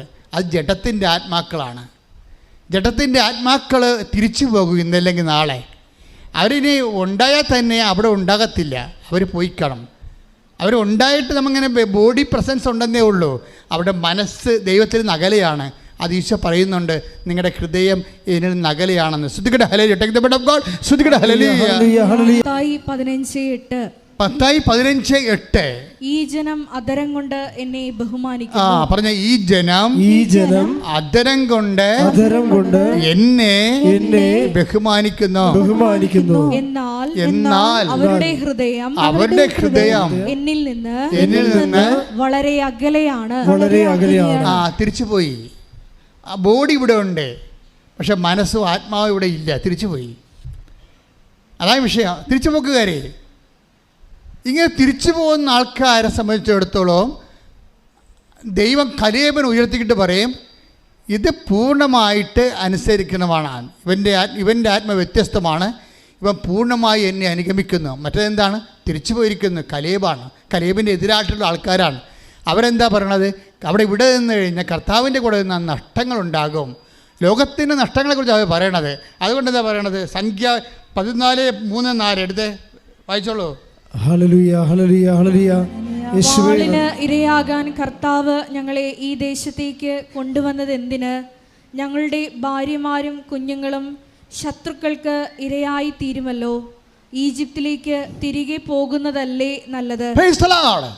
ഇതാണ് സംഭവം. ഉടമ്പടി എടുത്തതിന് ശേഷം, കാര്യം കണ്ടതിന് ശേഷം തിരിച്ചു പോകുന്നതല്ലേ നല്ലത്. അതാണ് വിഷയം. ഇങ്ങനെ തിരികെ പോകുന്ന ആത്മാവിനെ കുറിച്ചാണ് പറയണത്. കലേബിനെ ഉയർത്തണതിൻ്റെ കാര്യം അതാണ്. എന്താ പറഞ്ഞത്? കലേബിനെ നയിച്ച ചൈതന്യം വ്യത്യസ്തമാണ്. എന്താണ്? അവനെന്നെ പൂർണ്ണമായി അനുഗമിച്ചിരിക്കുന്നു. മറ്റുള്ളവർ കാര്യം കാണാൻ വേണ്ടി മാത്രം എന്നെ അനുഗമിക്കുകയും പിന്നെ അവർ തിരിച്ചു പോവുകയും ചെയ്തു. പ്രാർത്ഥിക്കുക, കർത്താവായ ദൈവമേ, തിരിച്ചു പോകാത്ത കാലേബിനെ പോലെ പൂർണ്ണമായി നിത്യത വരെ നിന്നെ അനുഗമിക്കുന്ന അങ്ങയുടെ ആത്മാവിനാൽ എന്നെ ആകർഷിക്കണമേ, അഭിഷേകം ചെയ്യണമേ. ഈ തിരിച്ചുപോക്കുകാർ ശ്രദ്ധിക്കേണ്ട കാര്യം വെച്ചാൽ ബൈബിളിൽ ഇതിൻ്റെ ഒരു രീതികളുണ്ട്. ശരിക്കും പറഞ്ഞാൽ ഞാൻ ഈ ദിവസങ്ങളിൽ ചുമ്മാ ഇങ്ങനെ കർത്താവിൻ്റെ വചനം ഞാൻ എപ്പോഴും ഇങ്ങനെ ചോദിച്ചുകൊണ്ടിരിക്കും. ജനങ്ങൾ വരുന്നല്ലോ, എന്താണ് പറയേണ്ടതെന്ന് ചോദിക്കും. അല്ലെ ഞാൻ ബുദ്ധിപരമായി ആലോചിച്ചൊന്നും പറയത്തില്ല. ഞാൻ നിങ്ങൾ ഇന്ന് പറഞ്ഞു കഴിഞ്ഞാൽ നാളെ ഇത് അപ്പ് ചെയ്യും, തിങ്കളാഴ്ച ചൊവ്വാഴ്ച അപ്പ് ചെയ്ത് കഴിഞ്ഞാൽ പിന്നെ ഇത് പറഞ്ഞു കഴിഞ്ഞ സമയം മോര് കർത്താവിൻ്റെ പുറകെ ഞാൻ നടക്കും. അടുത്ത ദിവസം എന്താ ജനങ്ങളോട് പറയാൻ നീ ഉദ്ദേശിക്കണത്? കാര്യം ഞാൻ ദൈവം പറയാത്ത ഒരു കാര്യം ഞാൻ ഇവിടെ നിങ്ങളോട് പറഞ്ഞിട്ടില്ല. അടുത്ത ദിവസം എന്താ പറയാൻ ഉദ്ദേശിക്കണമെന്ന് വെച്ചപ്പോഴാണ് കർത്താവ് ഇന്ന് പറയാൻ വേണ്ടി തന്നൊരു വചനമുണ്ട്. അതെന്ന് വെച്ച് കഴിഞ്ഞാൽ കർത്താവ് പറഞ്ഞ ഇതാണ്, അതായത് നിനക്ക് വേണമെങ്കിൽ നിൻ്റെ കാര്യം നടത്തിയെടുക്കാം എൻ്റെ അടുത്ത് വരാതെ തന്നെ. നിൻ്റെ കാര്യങ്ങൾ എൻ്റെ അടുത്ത് കൊണ്ടുവരാം, അത് നടത്തിയെടുക്കാൻ പറ്റും. പക്ഷെ നിനക്ക് എൻ്റെ അടുത്ത് വരാൻ പറ്റത്തില്ല. ഇങ്ങനെ ഒരു ജാതി ഉടമ്പടി രൂപപ്പെട്ട് വരുന്നുണ്ട്. അതറിയണമെങ്കിൽ മർക്കോസിൻ്റെ 2:4 എടുത്ത് ശ്രുതികട. Hallelujah hallelujah hallelujah hallelujah hallelujah യേശുവേ നന്ദി. Hallelujah hallelujah hallelujah. മർക്കോസ് 2:4 ജനക്കൂട്ടം നിമിത്തം അവന്റെ അടുത്തെത്താൻ അവർക്ക് കഴിഞ്ഞില്ല. Price the Lord. ഇതെന്താ സംഭവം എന്നറിയാവോ? എന്താ സംഭവം? കർത്താവ് കഫർനാമിലൊരു വീട്ടിലിരിക്കുമ്പോഴേ ജനക്കൂട്ടം മുഴുവനും വീട് വളഞ്ഞ് പൊതിഞ്ഞ് നിൽക്കും. അപ്പോഴേ ഒരു തളവായ രോഗിയും കൊണ്ട് കുറേ ആൾക്കാർ വരും ഇല്ലേ? അപ്പോൾ വാദിക്കാൻ വരുമ്പോൾ ജനക്കൂട്ടം മാറിക്കൊടുക്കുക ഇല്ല, ഞങ്ങൾ അതിനു വേണ്ടി തന്നെ നിൽക്കണമെന്ന് പറഞ്ഞിട്ട് മുട്ടുകൈ കൊണ്ട് ഇടിച്ചവർ ഓടിക്കും. അവരെന്നാ ചെയ്ത് സൈഡിൽ കൂടി, ഈ ഇസ്രായേലിൻ്റെ വീടല്ലേ, ഈ ചത്രം പോലെ ഇരിക്കും, സൈഡിൽ കൂടി ചെറിയ സ്റ്റെയർകേസുണ്ട്. അപ്പോൾ സൈഡിൽ കൂടെ കയറി മുകളിൽ ചെന്നിട്ട് കട്ടിലെ പൊക്കി ഈ മനുഷ്യനെ തട്ടിയാണ്. അവിടെ നമ്മുടെ മേൽക്കൂര പോലെ അല്ല, തട്ടിയാണ്. തട്ടി മാറ്റിയിട്ട് താഴേക്ക് ഇയാളെ 4 കാല് കയറെ പിടിച്ച് താഴേക്ക് ഇറക്കും. അപ്പം മേൽക്കൂര മാറ്റിയിട്ട് താഴേക്ക് അവർ ഇറക്കി കൊടുക്കുകയാണ്. ആ സംഭവമാണ് ഈ മർക്കോസ് പറയണത്. മത്തായി 2:4 പറയണത് എന്താണ്? ഒന്ന് പറഞ്ഞാൽ ജനക്കൂട്ടം നിമിത്തം അവൻ്റെ അടുത്തെത്താൻ അവർക്ക് കഴിഞ്ഞില്ല. പക്ഷേ 4:5 എന്താ പറയണത് നോക്കിയേ, വായിച്ചോളൂ. അവരുടെ വിശ്വാസം കണ്ട് യേശു തളർവാദ രോഗിയോട് പറഞ്ഞു, മകനെ, നിന്റെ പാപങ്ങൾ ക്ഷമിക്കപ്പെട്ടിരിക്കുന്നു. കർത്താവ് മേലോട്ട് നോക്കുമ്പോൾ പെരയുടെ തട്ടി മാറിക്കൊണ്ടിരിക്കുകയാണ്. എന്നിട്ട് കട്ടിലിറങ്ങി വരികയാണ്. ചുറ്റും നിലക്കൂട്ടങ്ങൾ നടക്കി ഈശോ ഇരിക്കുകയാണ്. അപ്പോഴേ അവരുടെ വിശ്വാസം കണ്ട്, ആരുടെയാണ്? ഈ പെരയുടെ മുകളിൽ നിൽക്കുന്ന കയറിറക്കുന്ന ആൾക്കാരില്ലേ, 4 പേര്, അവരാണല്ലോ ഈ ആളെ പൊക്കി കൊണ്ടുവന്ന് ഇത്രയും കഷ്ടപ്പെടണത്. കഷ്ടനഷ്ടങ്ങളൊക്കെ സഹിച്ച് അവരാളെ താഴെ ഇറക്കുകയാണ്. ആ വീട്ടുകാരവിടെ നിന്ന് തെറി പറയുന്നുണ്ടാകും, കാര്യം ഇത് റിപ്പയർ ചെയ്യണമെങ്കിൽ കാശ് വേറെ വേണം വരും, നിൻ്റെ തന്ത കാശ് പിടക്കുവാന്നൊക്കെ ചോദിക്കുന്നുണ്ടാകും ആ വീട്ടുകാരവിടെ നിന്നുണ്ട്. പക്ഷെ അവന്മാർ ഭയങ്കര മുഴുക്കന്മാരായത് കാരണമേ ഈ വീട്ടുകാരൻ്റെ ഒരു പരിപാടി നടക്കണില്ല. അത് കാരണം ഇവന് ബലം പ്രയോഗിച്ച് ഇറക്കിയപ്പോഴേ കർത്താവ് എന്തൊക്കെ മുഷ്കന്മാരാണെന്ന് പറഞ്ഞാലും അമ്മയുടെ വിശ്വാസത്തിന് വില ഉണ്ട് അവിടെ. ഈ മുഷ്കന്മാരുടെ കാര്യമൊക്കെ നടക്കി തെമ്മാടിത്തരം കാണിച്ചാലും പെര പൊളിച്ചാലും ഒക്കെ നിങ്ങളുടെ കാര്യം നടക്കാതിരിക്കത്തൊന്നിരിക്കില്ല.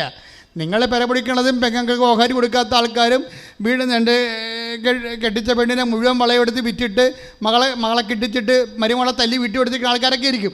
നിങ്ങൾ മുഷ്കന്മാരും തലവഴിക്കാരും തോന്നിവാസം തെണ്ടികളുമാണെങ്കിലും നിങ്ങളുടെ കാര്യം നടക്കും. വിശ്വാസം ഉണ്ടായാൽ മതി. കാര്യം മനസ്സിലായില്ല? കാര്യം നടക്കുമ്പോൾ എല്ലാവരും നല്ല മനുഷ്യരാണെന്ന് ധരിക്കരുത്. കാര്യം നടക്കുന്ന കൊണ്ട് ദൈവം നിങ്ങളെ അംഗീകരിച്ച് നിങ്ങൾ ധരിക്കരുത്. തെമ്മാടിത്തരം തോന്നിവാസം കാണിച്ചാലും നിങ്ങളുടെ കാര്യങ്ങൾ നടക്കും. പക്ഷേ നിങ്ങൾക്ക് കർത്താവിൻ്റെ അടുത്ത് വരാൻ പറ്റത്തില്ല. അവിടെയാണ് പ്രശ്നം കിടക്കുന്നത്. നിങ്ങളുടെ നിയോഗം വരും, കട്ടിലോടുകൂടി ഇറക്കിയ ആൾ വരും, കട്ടിലോടുകൂടി ഇറക്കിയ ആൾ സുഖപ്പെടും, പക്ഷെ നിങ്ങൾ സുഖപ്പെടത്തില്ല. നിങ്ങൾ കർത്താവിൻ്റെ അടുത്ത് വരാം. രണ്ടും 2 വിഷയമാണ്. നിങ്ങളുടെ നിയോഗം നിങ്ങൾ നിവർത്തിയെടുക്കുന്നതും നിങ്ങൾ കർത്താവിൻ്റെ അടുത്ത് വരുന്നത് ഒരു വിഷയമല്ല, 2 വിഷയമാണ്. കാര്യം എന്താ വെച്ചാൽ ഉടമ്പടിക്ക് ലക്ഷ്യമുണ്ട്, മാർഗമുണ്ട്. ഉടമ്പടിക്ക് എന്താ ഉള്ളത്? ഉടമ്പടിയിൽ ലക്ഷ്യം, നിങ്ങൾ ഉടമ്പടി ചെയ്യുന്ന ലക്ഷ്യം എന്താണ്? IELTS പാസ്സാകുക ഒരു ലക്ഷ്യമാണ്, വസ്തു വയ്ക്കുക വേറൊരു ലക്ഷ്യമാണ്, രോഗം സുഖമാക്കുക ഒരു ലക്ഷ്യമാണ് ഉടമ്പടി ലക്ഷ്യം. അതിന് നിങ്ങൾ മാർഗം എന്താ ചെയ്യണത്? നിങ്ങൾ പത്രം കൊടുക്കുന്നു, പേഴ്സണൽ പ്രവർത്തനം ചെയ്യുന്നു അല്ലേ? അതുപോലെ തന്നെ നിങ്ങൾ ദാനധർമ്മങ്ങൾ ചെയ്യുന്നു, രോഗികളെ സുഖപ്പെടുന്നു, രോഗികൾക്ക് നിങ്ങൾ വസ്ത്രങ്ങൾ കൊടുക്കുന്നു, അങ്ങനെ കുറേ കാര്യങ്ങൾ നിങ്ങൾ ചെയ്യുന്നുണ്ട്. ആധ്യാത്മിക ജീവിതം നിങ്ങൾ പരിപോഷിപ്പിക്കുന്നു. അതെല്ലാം മാർഗമാണ്. ലക്ഷ്യം എന്താണ്? IELTS പാസ്സാകുക, അല്ലെങ്കിൽ PR കിട്ടുക, അല്ലെങ്കിൽ ഗ്രീൻ കാർഡ് കിട്ടുക, ഇതൊക്കെയാണ് ലക്ഷ്യം. ഇത് നടക്കും. പക്ഷെ നിങ്ങൾക്ക് നിങ്ങളുടെ ഗ്രീൻ കാർഡ് കിട്ടും, നിങ്ങളുടെ വിസ പ്രോസസ്സിങ് കഴിയും, നിങ്ങൾക്ക് ഓസ്ട്രേലിയ പോകാൻ പറ്റും, നിങ്ങൾക്ക് നിങ്ങൾ വിചാരിക്കുന്ന സ്ഥലം എല്ലാം കിട്ടും. പക്ഷേ ക്രിസ്തുവിൻ്റെ അടുത്ത് പോകാൻ പറ്റത്തില്ല. അത് തലവായ രോഗിയുടെ അടുത്ത് കെട്ടിയിറക്കുന്ന ആൾക്കാരെ പോലെ ഇരിക്കും. അതെന്താ സംഭവം എന്ന് വെച്ച് കഴിഞ്ഞാൽ നിങ്ങൾക്ക് വരാൻ പറ്റാതിരിക്കുകയും നിങ്ങളുടെ നിയോഗം വരികയും ചെയ്യണ കാര്യം വെച്ചാൽ നിയോഗം ലക്ഷ്യമായത് കൊണ്ടാണ്. നിയോഗമാണ് ലക്ഷ്യം. ഇവിടെ മാർഗം എന്താണ്? ഉടമ്പടി മാർഗമാണ്. ഇനി ചില ആൾക്കാർക്ക് നേരെ മറിച്ചാണ്. ഉടമ്പടി ലക്ഷ്യമാകും, നിയോഗം മാർഗമാകും. അവിടെയാണ് വിഷയം വന്നത്. ഉടമ്പടി ലക്ഷ്യമാകും. എന്താണ് ഉടമ്പടി എന്ന് പറയുന്നത്? എന്താണ്? ബൈലാറ്റർ എഗ്രിമെൻറ്റ്. ഞാനും എൻ്റെ ദൈവവും തമ്മിലുള്ള എഗ്രിമെൻ്റാണ് എൻ്റെ ലക്ഷ്യം. എൻ്റെ കാര്യം നടന്നാലും നടന്നില്ലെങ്കിൽ കുഴപ്പമില്ല, ഞാൻ കർത്താവിനെ നേടുകയാണ് എൻ്റെ ലക്ഷ്യം. ഉടമ്പടി ലക്ഷ്യമാകും. ഉടമ്പടി ലക്ഷ്യമാകുമ്പോൾ മറ്റ് നിയോഗങ്ങളെല്ലാം, വസ്തു വയ്ക്കുക, ഗ്രീൻ കാർഡ് കിട്ടുക, വിസ കിട്ടുക, അതൊക്കെ മാർഗമാകും. അത് എൻ്റെ ലക്ഷ്യം എന്താണ്? ഞാൻ ഉടമ്പടി നിൽക്കുന്നതിൻ്റെ ലക്ഷ്യം എന്താണ്? എൻ്റെ കർത്താവിൻ്റെ കൂടെ ജീവിക്കുന്നതും കർത്താവിന് വേണ്ടി നിത്യത വരെ നിലനിൽക്കുന്നതും കർത്താവിനെ കൈമാറുന്നതുമാണ് എൻ്റെ ലക്ഷ്യം. എൻ്റെ ദൈവമേ, ഇതാണ് ഇതിൻ്റെ അകത്തുള്ള ഏറ്റവും വലിയ ഗുഡൻസ് എന്ന് പറയുന്നത്. നിങ്ങളുടെ ഉടമ്പടിയുടെ നിയോഗങ്ങൾ നിങ്ങളല്ല എങ്കിൽ, ഉടമ്പടി ദൈവം നിങ്ങളെ കാണുന്നത് കലേബിനെതിരായിട്ടുള്ള സ്പിരിറ്റോട് കൂടി തിരിച്ചു പോയ ആൾക്കാരായിട്ടാണ്. കാര്യം നിയോഗം കഴിയുമ്പോൾ നിങ്ങൾ തിരിച്ചു പോകും. കാര്യം എന്താണ്? നിങ്ങളുടെ ലക്ഷ്യം ഉടമ്പടി അല്ലായിരുന്നു, ഉടമ്പടിയിലുള്ള നിയോഗങ്ങളായിരുന്നു ലക്ഷ്യം. അപ്പോൾ ഈ ഒരു വ്യക്തിയെ ദൈവം തിരിച്ചറിയണത്, ഇത് നിൻ്റെ നിയോഗം എന്താണ്? ദൈവമാണോ നിൻ്റെ നിയോഗം? ഉടമ്പടിയുടെ ലക്ഷ്യമെന്താണ്?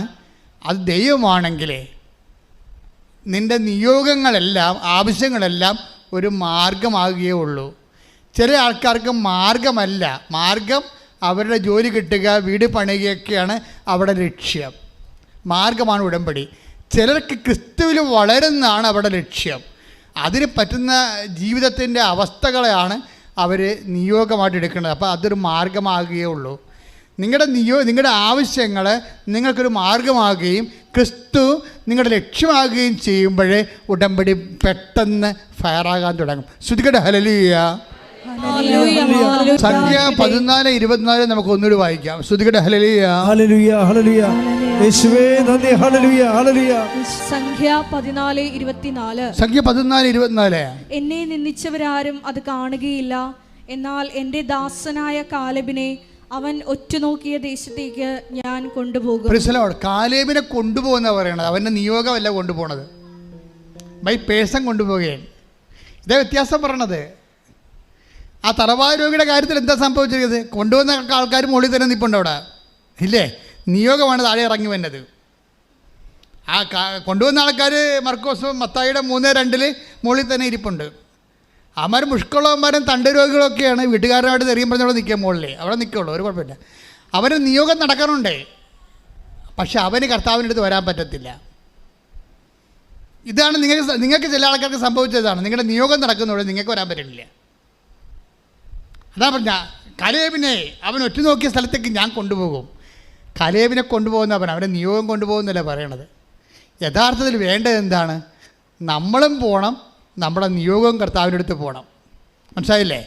നമ്മുടെ നിയോഗം മാത്രം പോരാ. നിങ്ങളുടെ മകളെ കാനഡയിൽ വിട്ടാൽ മാത്രം പോരാ, നിങ്ങൾ കർത്താവിൻ്റെ അടുത്ത് ചെല്ലണം. അതാണ് വിഷയം പറയണത്. മകളെ കാനഡയിൽ വിട്ടാലും ആസ്ട്രേലിയ വിട്ടാലും നിങ്ങൾ കർത്താവിൻ്റെ അടുത്ത് ചെല്ലുന്നില്ലെങ്കിൽ അവസ്ഥ എന്താണ്? ഈ മുട്ടാളന്മാർക്ക് സംഭവിച്ചവരിക്കും.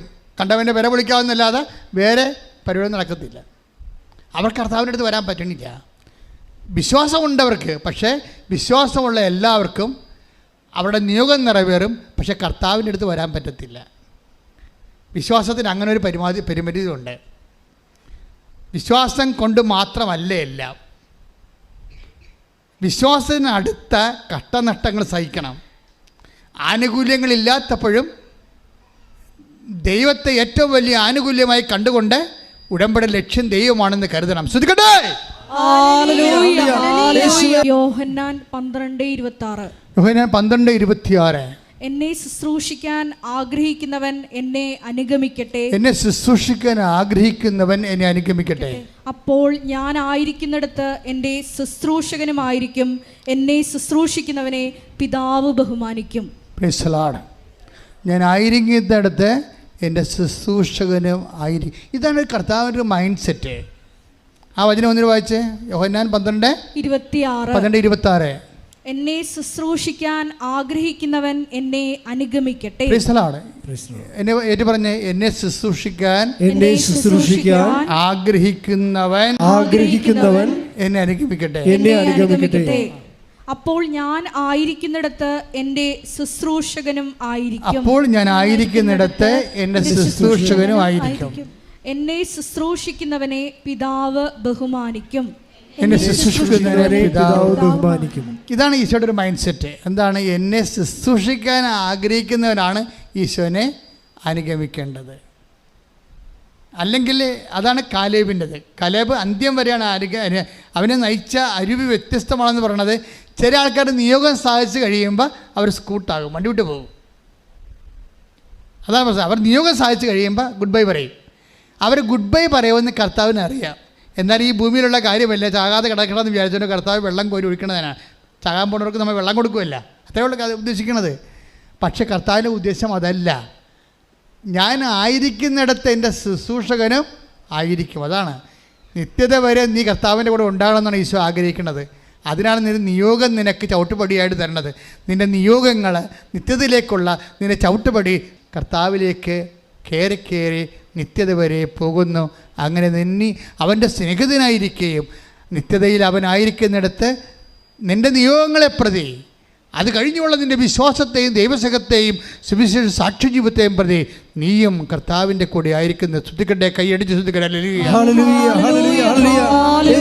നിത്യതയെ സ്നേഹിച്ചാൽ ബാക്കി എല്ലാ നിയോഗങ്ങളും ചേർത്ത് തരും. പിന്നെ ചില നിൻ്റെ നിയോഗങ്ങൾ നടക്കത്തില്ല കേട്ടോ, ഉറപ്പായിട്ട് നടക്കത്തില്ല. അതെന്താ കാര്യം വെച്ച് കഴിഞ്ഞാൽ ദൈവമാണ് ഈ നിയോഗത്തെ എടുക്കുന്നത്, പിശാചല്ല. ദൈവം എടുക്കണം. കാരണം ദൈവം നോക്കും നിത്യതയ്ക്ക് വല്ല കളങ്കവും വരുക ഇത് നിനക്ക് തന്നാൽ നിൻ്റെ നിത്യത അപകടപ്പെട്ടു പോകുമെന്ന് നോക്കിയാൽ, നിത്യമായിട്ട് ദൈവത്തിൻ്റെ കൂടെ നീ ഉണ്ടാവത്തില്ല, ഈ അനുഗ്രഹം നിനക്ക് തന്നാൽ എന്ന് ദൈവത്തിന് തോന്നിയാൽ അത് വിത്ത് ഹീൽഡാകാൻ സാധ്യതയുണ്ട്. ചില ആൾക്കാരുടെ റിസൾട്ട് വിത്ത് ഹീൽഡല്ലേ, അതുപോലെ വിത്ത് ഹീൽഡാവും. അപ്പോൾ എന്താ സംഭവിക്കണമെന്ന് വെച്ച് കഴിഞ്ഞാൽ എവിടെയെങ്കിലും ഒരു തടസ്സം വന്നു കഴിഞ്ഞാൽ നീ അത് റെക്ടിഫൈ ചെയ്യേണ്ടത്, അത് റിപ്പയർ ചെയ്യേണ്ടത്, നിൻ്റെ ഈ നിയോഗങ്ങളുടെ തടസ്സങ്ങൾ നീ റിപ്പയർ ചെയ്യേണ്ടത് ഉടമ്പടിയുടെ വർക്ക്ഷോപ്പ് റിപ്പയറിംഗ് എന്ന് പറയണത് നിത്യതയുടെ സോഫ്റ്റ്വെയർ ഉപയോഗിച്ചാണ് ചെയ്യേണ്ടത്. അല്ല നീ പോയി ഉടനെ ഞാൻ കുമ്പസാരിക്കാത്ത കൊണ്ടായിരിക്കും ചിലപ്പോൾ ദൈവം എനിക്ക് IELTS ഞാൻ പിന്നെയും ഹിയറിങ് തോറ്റതെന്നൊക്കെ പറയരുത്. നീ ഉടമ്പടിയുടെ വർക്ക്ഷോപ്പിലേക്ക് കയറുമ്പോൾ അത് റിപ്പയർ ചെയ്യേണ്ടത് നിത്യതയുടെ സോഫ്റ്റ്വെയർ ഉപയോഗിച്ചുകൊണ്ടാണ്. എന്താണ് കാര്യം? നിത്യതയെക്കുറിച്ചുള്ള നിൻ്റെ കൺസെപ്റ്റ് എന്താണ്? നീ നിൻ്റെ നിയോഗത്തെക്കാൾ ഉപരി നിത്യത സ്നേഹിക്കുന്നുണ്ടോ? നിത്യമായ ദൈവത്തിനും കൂടി ആയിരിക്കാനുള്ള 12:26 നീ ദൈവത്തെ പോലെ നീ അത് മാനിക്കുന്നുണ്ടോ? അതോ നിനക്ക് മിനിമം പരിപാടി മാത്രമേ ഉള്ളൂ? ഇത് കമ്പം കഴിയുമ്പോൾ കാറ്റുമതി നിൻ്റെ വഴിക്ക് പോകാൻ ഉദ്ദേശിക്കുകയാണോ? ദൈവത്തെ മാറ്റി നിർത്തിക്കൊണ്ട് നിൻ്റെ സ്വകാര്യമായ ലൗകികമായ ജഡികമായ കാര്യങ്ങൾ നേടിയെടുക്കുന്നതിന് മാത്രം ദൈവത്തെ നീ കരുവാക്കുകയാണോ? ഉടമ്പടി റിപ്പയർ ചെയ്യേണ്ടത്. നിൻ്റെ നിയോഗങ്ങൾ നടക്കുന്നില്ല, താമസിക്കുന്നുണ്ടെങ്കിൽ ഉടമ്പടി നീ റിപ്പയർ ചെയ്യേണ്ടി വരും. ആ റിപ്പയർ ചെയ്യേണ്ടത് നീ ഉടനെ പോലും ഞാൻ പത്രം കൊടുക്കാത്ത കൊണ്ടായിരിക്കും, എന്നാൽ പത്രം കൊടുത്തേക്കാം. ഇപ്പം അതിൻ്റെ പേരിൽ ഒരു പുരുവാരുണ്ടായിരുന്നു വേണ്ട. അങ്ങനെ ചില ആൾക്കാർ പത്രം കൊടുക്കും. പത്രമല്ല ഉണ്ടായി വീട്ടിൽ. ഞാൻ ചിലപ്പോൾ ഇപ്പം എൻ്റെ കാര്യം ഇപ്പം നടക്കാത്ത, വീണ്ടും ഞാൻ തോറ്റേൻ്റെ കാര്യം ചിലപ്പോൾ പത്രം കൊടുക്കാത്ത കൊണ്ടായി, ഞാൻ പത്രം കൊടുത്തേക്കാം. അങ്ങനെ നീ ഒരു പ്രേക്ഷിത പ്രവർത്തനയുടെ മിനിമം പ്രോഗ്രാം എടുത്തുകൊണ്ട് ചെറിയ പരിപാടി ഇട്ടുകൊണ്ട് റിപ്പയർ ചെയ്ത് നീ ഉടനെ റിപ്പയർ ചെയ്യേണ്ടത് കർത്താവെ നിത്യമായിട്ട് നിൻ്റെ കൂടെ ആയിരിക്കാനാണ് ഞാൻ ഉടമ്പടി ചെയ്തിരിക്കുന്നത്. എൻ്റെ ഉടമ്പടി നിത്യമാണ്, കാലികമല്ല, അതൊരു പ്രാദേശികമായ വിഷയമല്ല. അതുകൊണ്ട് തന്നെ ഞാൻ നിത്യതയെ, അപ്പോൾ എൻ്റെ പക്ഷേ നിത്യതയെക്കുറിച്ച് നിനക്ക് കൺസെപ്റ്റ് ഉണ്ടെങ്കിൽ ഉടമ്പടി, ചില ആൾക്കാരുണ്ട് ഉടമ്പടിയുടെ തിരി അവരുടെ തീർന്നു പോകും. പിന്നെ അവരിവിടെ വരികയൊന്നുമില്ല. ആരെങ്കിലും വിട്ട് ഉടമ്പടി തിരി മേടിപ്പിക്കാൻ നോക്കും. സൂത്രക്കാരുണ്ടല്ല, ഉടമ്പടി സൂത്രക്കാർ, എന്തെല്ലാം തരം സൂത്രക്കാരാണ് ഉള്ളതെന്നറിയാമോ? അവിടെ ഉടമ്പടി തിരി തീർന്നു പോയി. അപ്പോൾ ആരെങ്കിലും പിടിച്ച് നിങ്ങൾ കൃപാസനത്തിൽ പോകണം, എന്നാൽ എൻ്റെ ഉടമ്പടി തിരിയും മേടിച്ചിട്ട് പോയാൽ കിട്ടുമോ? ഇവിടുന്ന് കിട്ടത്തില്ല. നിങ്ങളെവിടുന്ന് ഉടമ്പടി തൈലം ചോദിച്ചാൽ കിട്ടുമോ? ഇല്ല. ഞങ്ങൾക്കറിയാം ഇത് ഈ ഉടമ്പടി തൈലം തരണം 90 ദിവസത്തേക്കാണ്. അപ്പോൾ ഒരു തുള്ളി അരത്തുള്ളി ഉപയോഗിക്കാൻ പാടുള്ളൊരു ദിവസം. അപ്പോഴാ അവിടെ ഞങ്ങൾ നോക്കും ഇത് എന്നാണ് ഉടമ്പടി തൈലം എന്നാണ് ഇഷ്യൂ ചെയ്തതെന്ന് നോക്കും. നിങ്ങൾക്കറിയാമല്ലോ ഇവിടെ ഏറ്റവും കൂടുതൽ ഇടിയുണ്ടാക്കുന്ന ആൾക്കാർ എന്തിനാണ്? ഉടമ്പടി തൈലത്തിനാണ്. കാര്യം അതല്ലേ വർക്കൗട്ട് ചെയ്യും. ഇപ്പം തന്നെ ഈ പറഞ്ഞില്ലേ, ഇപ്പോൾ ഈ അനിലിൻ്റെ ഒരു മകളുടെ പ്രശ്നം എന്താ, ആ ഒരു കുഞ്ഞിൻ്റെ പ്രശ്നം മറ്റേ കുഞ്ഞിൻ്റെ പ്രശ്നമല്ല, തലയുടെ 2 ചെവിയും സുഖപ്പെട്ടതല്ല, വേറൊരു കൊച്ചുണ്ട് അവന്, അത് എപ്പോഴും കിടന്നു പോകണ കൊച്ചാണ്, അതിന് മരുന്നില്ല. അപ്പോൾ അവനെന്താ ചെയ്ത്, അവർ ഉടമ്പടി തൈലം കൊണ്ടുപോയി അവളുടെ അടിവയറ്റ്, ആ കുഞ്ഞിൻ്റെ അടിവയറ്റിലൊരു കുരിശിട്ട്, അപ്പം സ്റ്റോപ്പായി സംഭവം, അപ്പം സ്റ്റോപ്പായി. അപ്പോൾ ഇങ്ങനെ അനുഭവങ്ങൾ കണ്ടാണ് അവർ വളരണത്. പക്ഷേ അത് കാരണം ഉടമ്പടി തൈലത്തിന് ഇവിടെ ഇടിയ. പക്ഷെ ഞങ്ങൾക്ക് വേണമെങ്കിൽ ഇത് കെട്ടുകണക്കിന് കൊടുക്കാം, കാശ് മേടിക്കാനുള്ള ഉദ്ദേശമാണെങ്കിൽ കൊടുക്കാൻ പറ്റും. കിട്ടുമോ? കിട്ടത്തില്ല. ആ പേപ്പർ നോക്കിയിട്ട് നിങ്ങൾ ഉടമ്പടി റെഗുലർ ആണെന്ന് നോക്കും. ആദ്യം നിങ്ങൾ പേപ്പർ നോക്കുമ്പോൾ അറിയാമല്ലോ ഉടമ്പടിയിലാണോ ജീവിക്കണമെന്ന് അറിയാൻ പറ്റുമല്ലോ. അത് ഉടമ്പടി തലത്തിന് വേണ്ടി മാത്രം ആരെങ്കിലും പറഞ്ഞു വിട്ടിരിക്കണമെന്ന് അറിയാൻ പറ്റും. എന്നിട്ട് അവിടെ കള്ളത്തടമൊക്കെ നടക്കുന്നുണ്ടായിരുന്നു. ഈ കൃപാസനത്തിൽ തന്നെ ചില ഊളകളുണ്ട്, ബുദ്ധിബോധമില്ലാത്ത, അതായത് കാര്യം ഇപ്പോഴും മനസ്സിലാക്കാത്ത ആൾക്കാരുണ്ട്. അവരാരെങ്കിലും വന്ന് നിലവിളിച്ച് കഴിയുമ്പോൾ കൊടുക്കും, ഒരു തിരി കൊടുക്ക്, ഒരു തിടപ്പത്തിൽ കൊടുക്കുക. ഞാൻ എല്ലാத்தைയും ചവിട്ടിക്കറി അവിടെ ചെന്ന് വെച്ചു, എല്ലാത്തിനും. കാര്യം എനിക്കറിയാം, അമ്മ എന്നെയല്ലേ ഏൽപ്പിച്ചിരിക്കണത്, ഈ വായി നോക്കളൊന്നും ഏൽപ്പിച്ചിട്ടില്ല. അപ്പോൾ എനിക്ക് പറയും, കാര്യം ഉടമ്പടിയുടെ കാര്യങ്ങൾ അറിയാതെ ചിലപ്പോൾ പുതിയ സ്റ്റാഫ് ഉണ്ടാവും, ബുദ്ധിബോധം അറിയാൻ എടുത്ത് കൊടുക്കുക, അങ്ങനെ കൊടുക്കത്തില്ല. അതിൻ്റെ നിയമമെന്ന് പറയണത് ആ ഉടമ്പടി എപ്പോഴാണ് തീരണത്, ഉടമ്പടി വൃത്തിയായിട്ട് ഉപയോഗിക്കുന്നവർക്കാണ് ഉടമ്പടി തൈലം ഉള്ളത്. അതിൻ്റെ ഒരു തുള്ളിയാണ് ഒരു ദിവസം ഉപയോഗിക്കേണ്ടത്. അതുകൊണ്ടാണ് അങ്ങനെ നിങ്ങൾക്കറിയാം, നെക്കിയാൽ ഇങ്ങനെ ആൾക്കാർ കുടഞ്ഞാൽ പോലും അത് വീഴത്തില്ല, ഇതിനകത്ത് വീഴത്തില്ല. അത് അത്രയും വിലയുള്ള കുപ്പിയിൽ ചെരിക്കുന്നുണ്ട്, തുള്ളിയെ വീഴത്തിങ്ങനെ കുടഞ്ഞാൽ വീഴത്തുള്ളൂ. എന്നുവെച്ചാൽ അത് മൊത്തം ഇവിടെ ഒഴിച്ചിട്ടിട്ട് നിങ്ങൾ കാലിക്കുപ്പി അടിച്ച് പോകാതിരിക്കാൻ വേണ്ടിയാണ്. ആ കുടന കണ്ടിട്ടില്ല, ആമ്പായിട്ട് കുടനുണ്ടോ ആൾക്കാർ. ഇപ്പം ഞാൻ ചെല്ലും, എന്താ പരിപാടി എന്ന് ചോദിക്കും. അപ്പോൾ ഇത് കുടയുകയാണ്, ഞാൻ 2 തുള്ളിയായിട്ട് ഇടാൻ പറഞ്ഞിരിക്കുന്നത്, 2 തുള്ളി, ബാക്കി മുഴുവൻ നിങ്ങൾക്കുള്ളതാണ്. അതങ്ങനെ കാണുന്ന ആൾക്കാരുണ്ട്. അവർ കൊണ്ടുപോയിട്ട് അവരൊന്ന് തോണ്ടിയാൽ മതി, അപ്പം ദൈവം അവർക്കറിയാം അതിൻ്റെ വില എന്താണെന്ന്. അതനുസരിച്ച് അവർ ജീവിക്കുകയാണ്. ദൈവത്തിനെ മുൻനിർത്തിയാണ്. ക്രിസ്തു നിൻ്റെ കൂടെ ഉണ്ടെങ്കിൽ നിനക്കിതൊന്നും പ്രശ്നമല്ല. ക്രിസ്തു ഇല്ലാതെ ഇങ്ങനെ കുടഞ്ഞിട്ട് കാര്യമില്ല, കൈയുടെ മണി പിടിയാവുന്നല്ല ഒരു കാര്യമില്ല. അപ്പം ക്രിസ്തുവിനെ മാറ്റി നിർത്തിക്കൊണ്ടൊരു പണി നടക്കത്തില്ല. അപ്പം അതുകൊണ്ട് എപ്പോഴും നമ്മൾ സംഭവിക്കും, ക്രിസ്തുവിനെ മാറ്റുക എന്ന് വെച്ച് കഴിഞ്ഞാൽ ടെമ്പററി പ്രോഗ്രാം അല്ലതാനും, അത് നിത്യത വരെയാണ്. ഞാനുള്ളിടത്ത് എൻ്റെ സ്നേഹിതനും ഉണ്ടായിരിക്കും. അപ്പോൾ ഉടമ്പടി ചില ആൾക്കാരുണ്ട്, അവർ ഉടമ്പടിയുടെ തിരി തീർന്നു പോയാലും അവർ ഉടമ്പടി തന്നെ ജീവിക്കും, ഉപവാസം കറക്റ്റ് ചെയ്യും, രോഗികളെ പോയി കാണും, അതുപോലെ തന്നെ അവരുടെ വിശുദ്ധ ജീവിതം നയിക്കും, ബൈബിൾ വായിക്കും, പത്രങ്ങൾ വാങ്ങിച്ചു കൊടുക്കും. അവിടെ തിരി തീർന്നു പോയെന്നേ ഉള്ളൂ. പക്ഷേ അവരുടെ ബാക്കി എല്ലാ കാര്യങ്ങളും ഉടമ്പടി ജീവിതം തീരത്തില്ല. ചില ആൾക്കാരുടെ ഉടമ്പടി തിരി തീരുമ്പോൾ എല്ലാം തീർന്ന്. അങ്ങനെയാണ് തിരിക്രിസ്ത്യാനി എന്ന് പറഞ്ഞ സാധനം. അത് ഇതിനകത്തുണ്ട്, ഉടമ്പടി തിരിക്രിസ്ത്യാനിയുണ്ട്. തിരി തീരുമ്പോൾ അവരും തീരും. ചില ആൾക്കാർ തിരി തീർന്നാലും ഉടമ്പടി തുടർന്നുകൊണ്ടിരിക്കും. കാര്യം ദൈവവുമായിട്ടുള്ള ഉടമ്പടിയാണ്, അതൊരു ജീവിതമാണ്. അത് തിരികത്തിക്കൽ ഏർപ്പാട് മാത്രമല്ല എൻ്റെ അടുത്തുള്ളത്, അതൊരു ജീവിതമാണ്. അത് ദൈവത്തിന് അവർക്ക് മാത്രം അറിയാവുന്ന ഒരു സ്നേഹത്തിൻ്റെ പ്രതിബദ്ധതയാണത്. പ്രാർത്ഥിക്കുക, കർത്താവായ ദൈവമേ, ഉടമ്പടി എന്ന ദൈവിക ജീവിതം, അമ്മയുടെ മാധ്യസ്ഥത്തിലെ കാലേബിനെ പോലെ പൂർണ്ണമായി അനുഗമിച്ചുകൊണ്ട് സത്യസന്ധമായി സുവിശേഷത്തിൽ സാക്ഷ്യമാകാൻ എന്നെ അഭിഷേകം ചെയ്യണമേ. ശ്രദ്ധിക്കട്ടെ. കഴിഞ്ഞ ദിവസം ജീവൻ കോശി എന്നും പറഞ്ഞ് ഒരു പൈലറ്റിയുടെ സാക്ഷ്യം പറഞ്ഞായിരുന്നു. ആ സാക്ഷ്യത്തിൽ ഒരു കണ്ടന്റ് ഉണ്ട്, അത് നിങ്ങളെ സഹായിക്കുന്നതാണ്. ജീവൻ കോശി 2016 പൈലറ്റിങ്ങിന് വിമാനം ഓടിക്കാൻ വേണ്ടി പഠിക്കാൻ പോയതാണ് സൗത്ത് ആഫ്രിക്കയിൽ. അയാൾ 3 കൊല്ലം പഠിച്ചു. അപ്പം നല്ല പൈലറ്റായിട്ട് 2019 പൈലറ്റായി. അപ്പോൾ ഈ ജീവൻ കോശിക്ക് പത്തനംതിട്ടക്കാരനാണ്. എത്ര വയസ്സുണ്ട്? 21 വയസ്സുണ്ട്. 21 വയസ്സിൽ മനുഷ്യൻ പൈലറ്റായി. പക്ഷെ വിമാനം പറപ്പിക്കാൻ പറ്റണില്ല. എന്താ കാര്യം? അതിന് ഇന്ത്യൻ ലൈസൻസ്, സൗത്ത് ആഫ്രിക്ക പഠിച്ചതല്ലേ. സൗത്ത് ആഫ്രിക്ക പഠിച്ചെങ്കിൽ 15 ദിവസത്തെ എന്തോ പറപ്പിക്കൽ ഇവിടെ പറപ്പിക്കണം ഇന്ത്യൻ വിമാനത്തിൽ. ഇന്ത്യയിൽ വേറെ പരീക്ഷ ഉണ്ട്, എയറോനോട്ടിക് എഞ്ചിനീയറിങ്ങിൻ്റെ വേറെ പരീക്ഷ ഇന്ത്യയിലുണ്ട്. നിങ്ങൾ ഏത് ലോകത്ത് എവിടെ പോയി ഫ്ലൈയിങ് പഠിച്ചാലും നമ്മുടെ രാജ്യത്തിന് ടെസ്റ്റുകളുണ്ട്. പക്ഷെ അത് എഴുതാൻ പറ്റണില്ല പുള്ളി കോളറൊക്കെ കയറ്റി നല്ല മിടുക്കനായിട്ട് വന്നതാണ്. 21ാമത്തെ വയസ്സിൽ പൈലറ്റായിട്ട് വന്നതാണ്. പുള്ളിയെപ്പോലെ 21ാമത്തെ വയസ്സിൽ പൈലറ്റായ ആൾക്കാർ കുറവാണ്, വളരെ വിരലെണ്ണാനുള്ളത്. ഈ വിരലെണ്ണാനുള്ളതെന്ന് പറയുമ്പോൾ എന്താ പറയുന്നത്, അഹങ്കാരം കൂടി പുള്ളിക്ക്. അത് കാരണം പറപ്പിക്കാൻ പറ്റുന്നില്ല. ഇന്ത്യൻ പരീക്ഷയെല്ലാം തോറ്റു പോവുകയാണ്. അവൻ്റെ അമ്മ പറഞ്ഞ് മാതാവിൻ്റെ അടുത്ത് വാന്ന് പറഞ്ഞ്. അപ്പോൾ അവൻ പറഞ്ഞ് നിങ്ങളെ കൊണ്ടൊന്ന് ആക്കാൻ ഞാൻ കയറത്തില്ലെന്ന് പറഞ്ഞു. കാരണം ബുദ്ധിപരമായിട്ട് ആലോചിച്ചിട്ട് ഇതൊന്നും ശരിയല്ലെന്ന് തോന്നണമെന്നും. എന്തൊരു ബുദ്ധി! 21 വയസ്സാണ്, ഇത് ടാലി ആകണില്ല പുള്ളിക്ക്. എന്താ സംഭവം എന്ന് വെച്ച് കഴിഞ്ഞാൽ ഇതെങ്ങനെയാണ് ദൈവം അപ്പം ദാറ്റ് മീൻസ് ദൈവത്തെക്കുറിച്ചുള്ള കൺസെപ്റ്റ് വരെ ഭയങ്കര ഡാമേജ് ആയിരിക്കുമേ. ഇപ്പം നമ്മളിങ്ങനെയൊക്കെ ഓരോ കാര്യങ്ങൾ ചെയ്യുമ്പോൾ ദൈവം ഇങ്ങനെ ഓരോരുത്തരുടെയും കാര്യങ്ങൾ എണ്ണിയിട്ട് ദൈവം വല്ല കമ്പ്യൂട്ടറും വെച്ചിട്ടുണ്ടായി ഇതൊക്കെ നോക്കാൻ വേണ്ടി. ആരാണ് ഉടമ്പടി എടുത്തത്, ആരാണ് ഉടമ്പടി എടുക്കാത്തത്, ആരാണ് അതിന് കാര്യം എടുക്കാൻ വേണ്ടി. ഇങ്ങനെയൊക്കെ ഈ ബുദ്ധിക്കോമരങ്ങൾ കുറേ കാര്യങ്ങൾ ഇങ്ങനെ ചിന്തിച്ച് കാട് കയറും. അഹങ്കാരം പെരുത്തിട്ടാണേ. ഉടമ്പടിക്ക് വേണ്ടത് എളിമയാണ് വേണ്ടത്. നിങ്ങളുടെ ബുദ്ധിയും.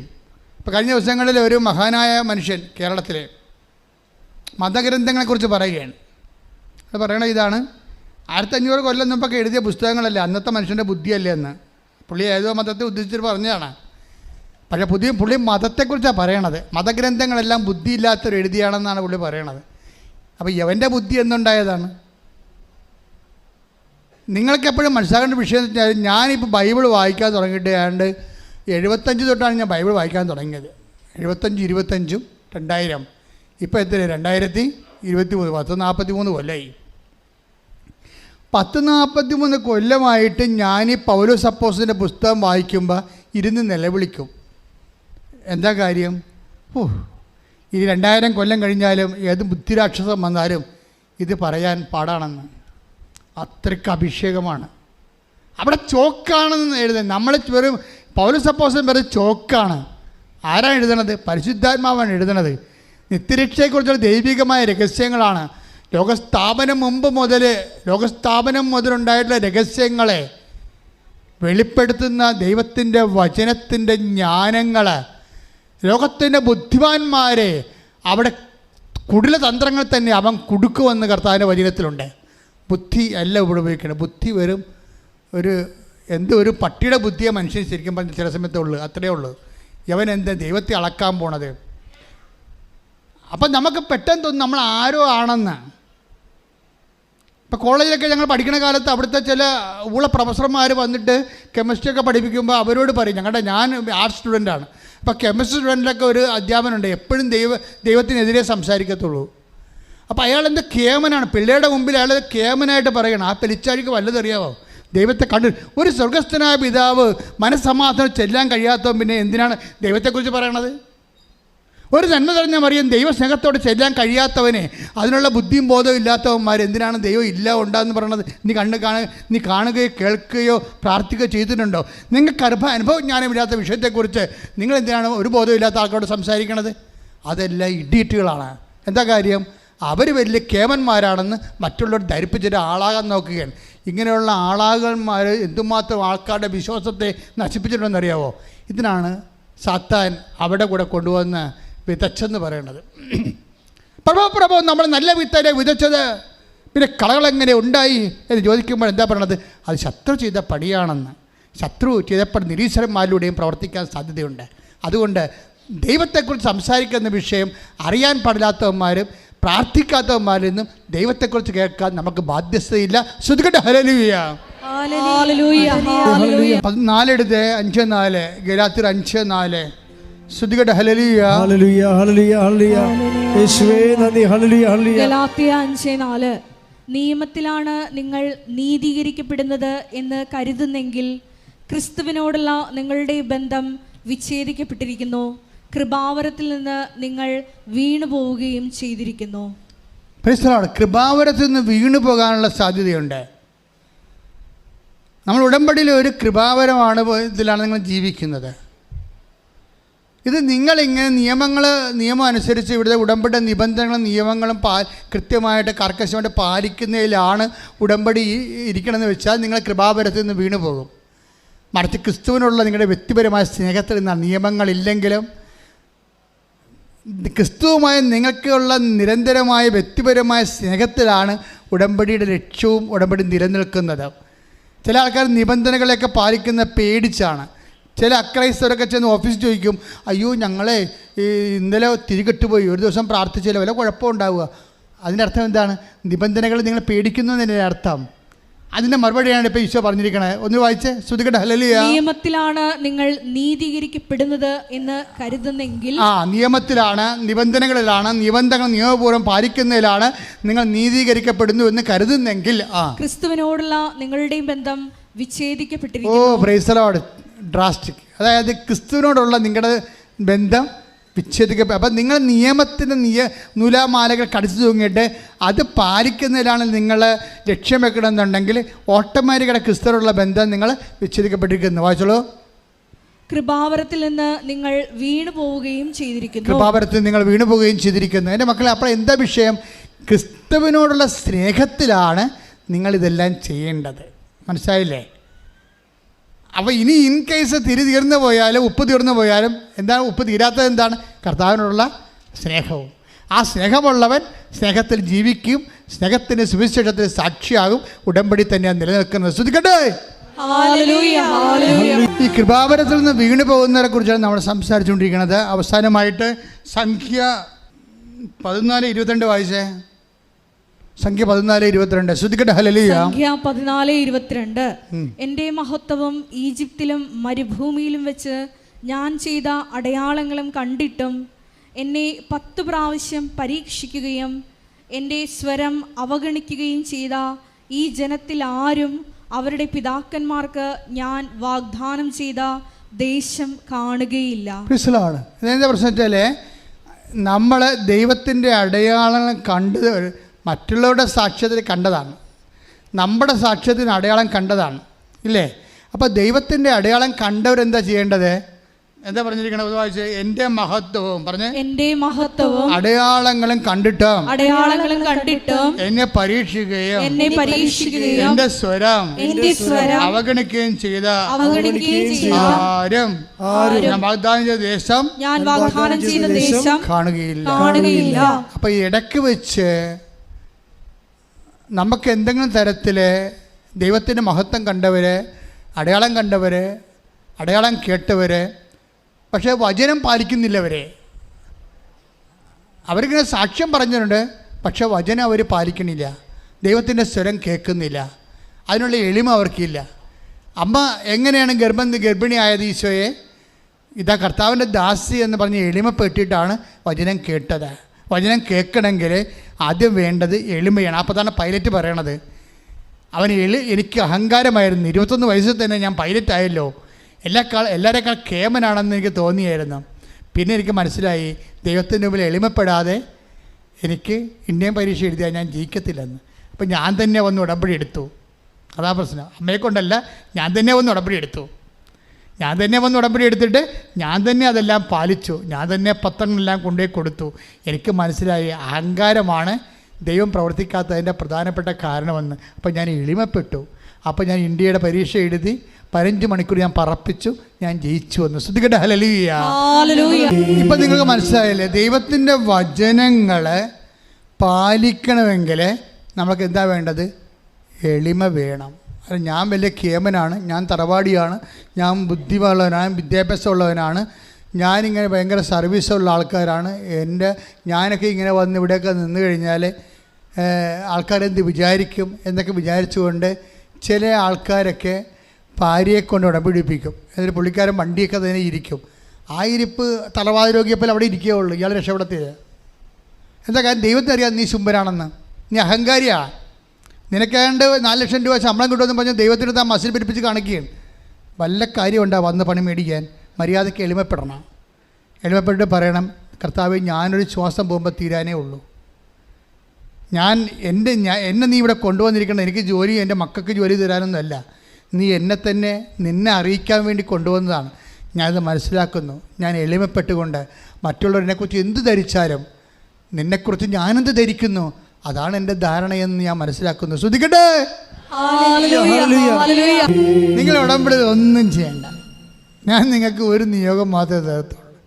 നിങ്ങൾ ദൈവത്തിന് കർത്താവേ നിന്നെ ഒന്ന് സ്നേഹിക്കാൻ എന്നെ പഠിപ്പിക്കണമേ. ഉടമ്പടിയുടെ ഏറ്റവും വലിയ വാതിലാണിത്.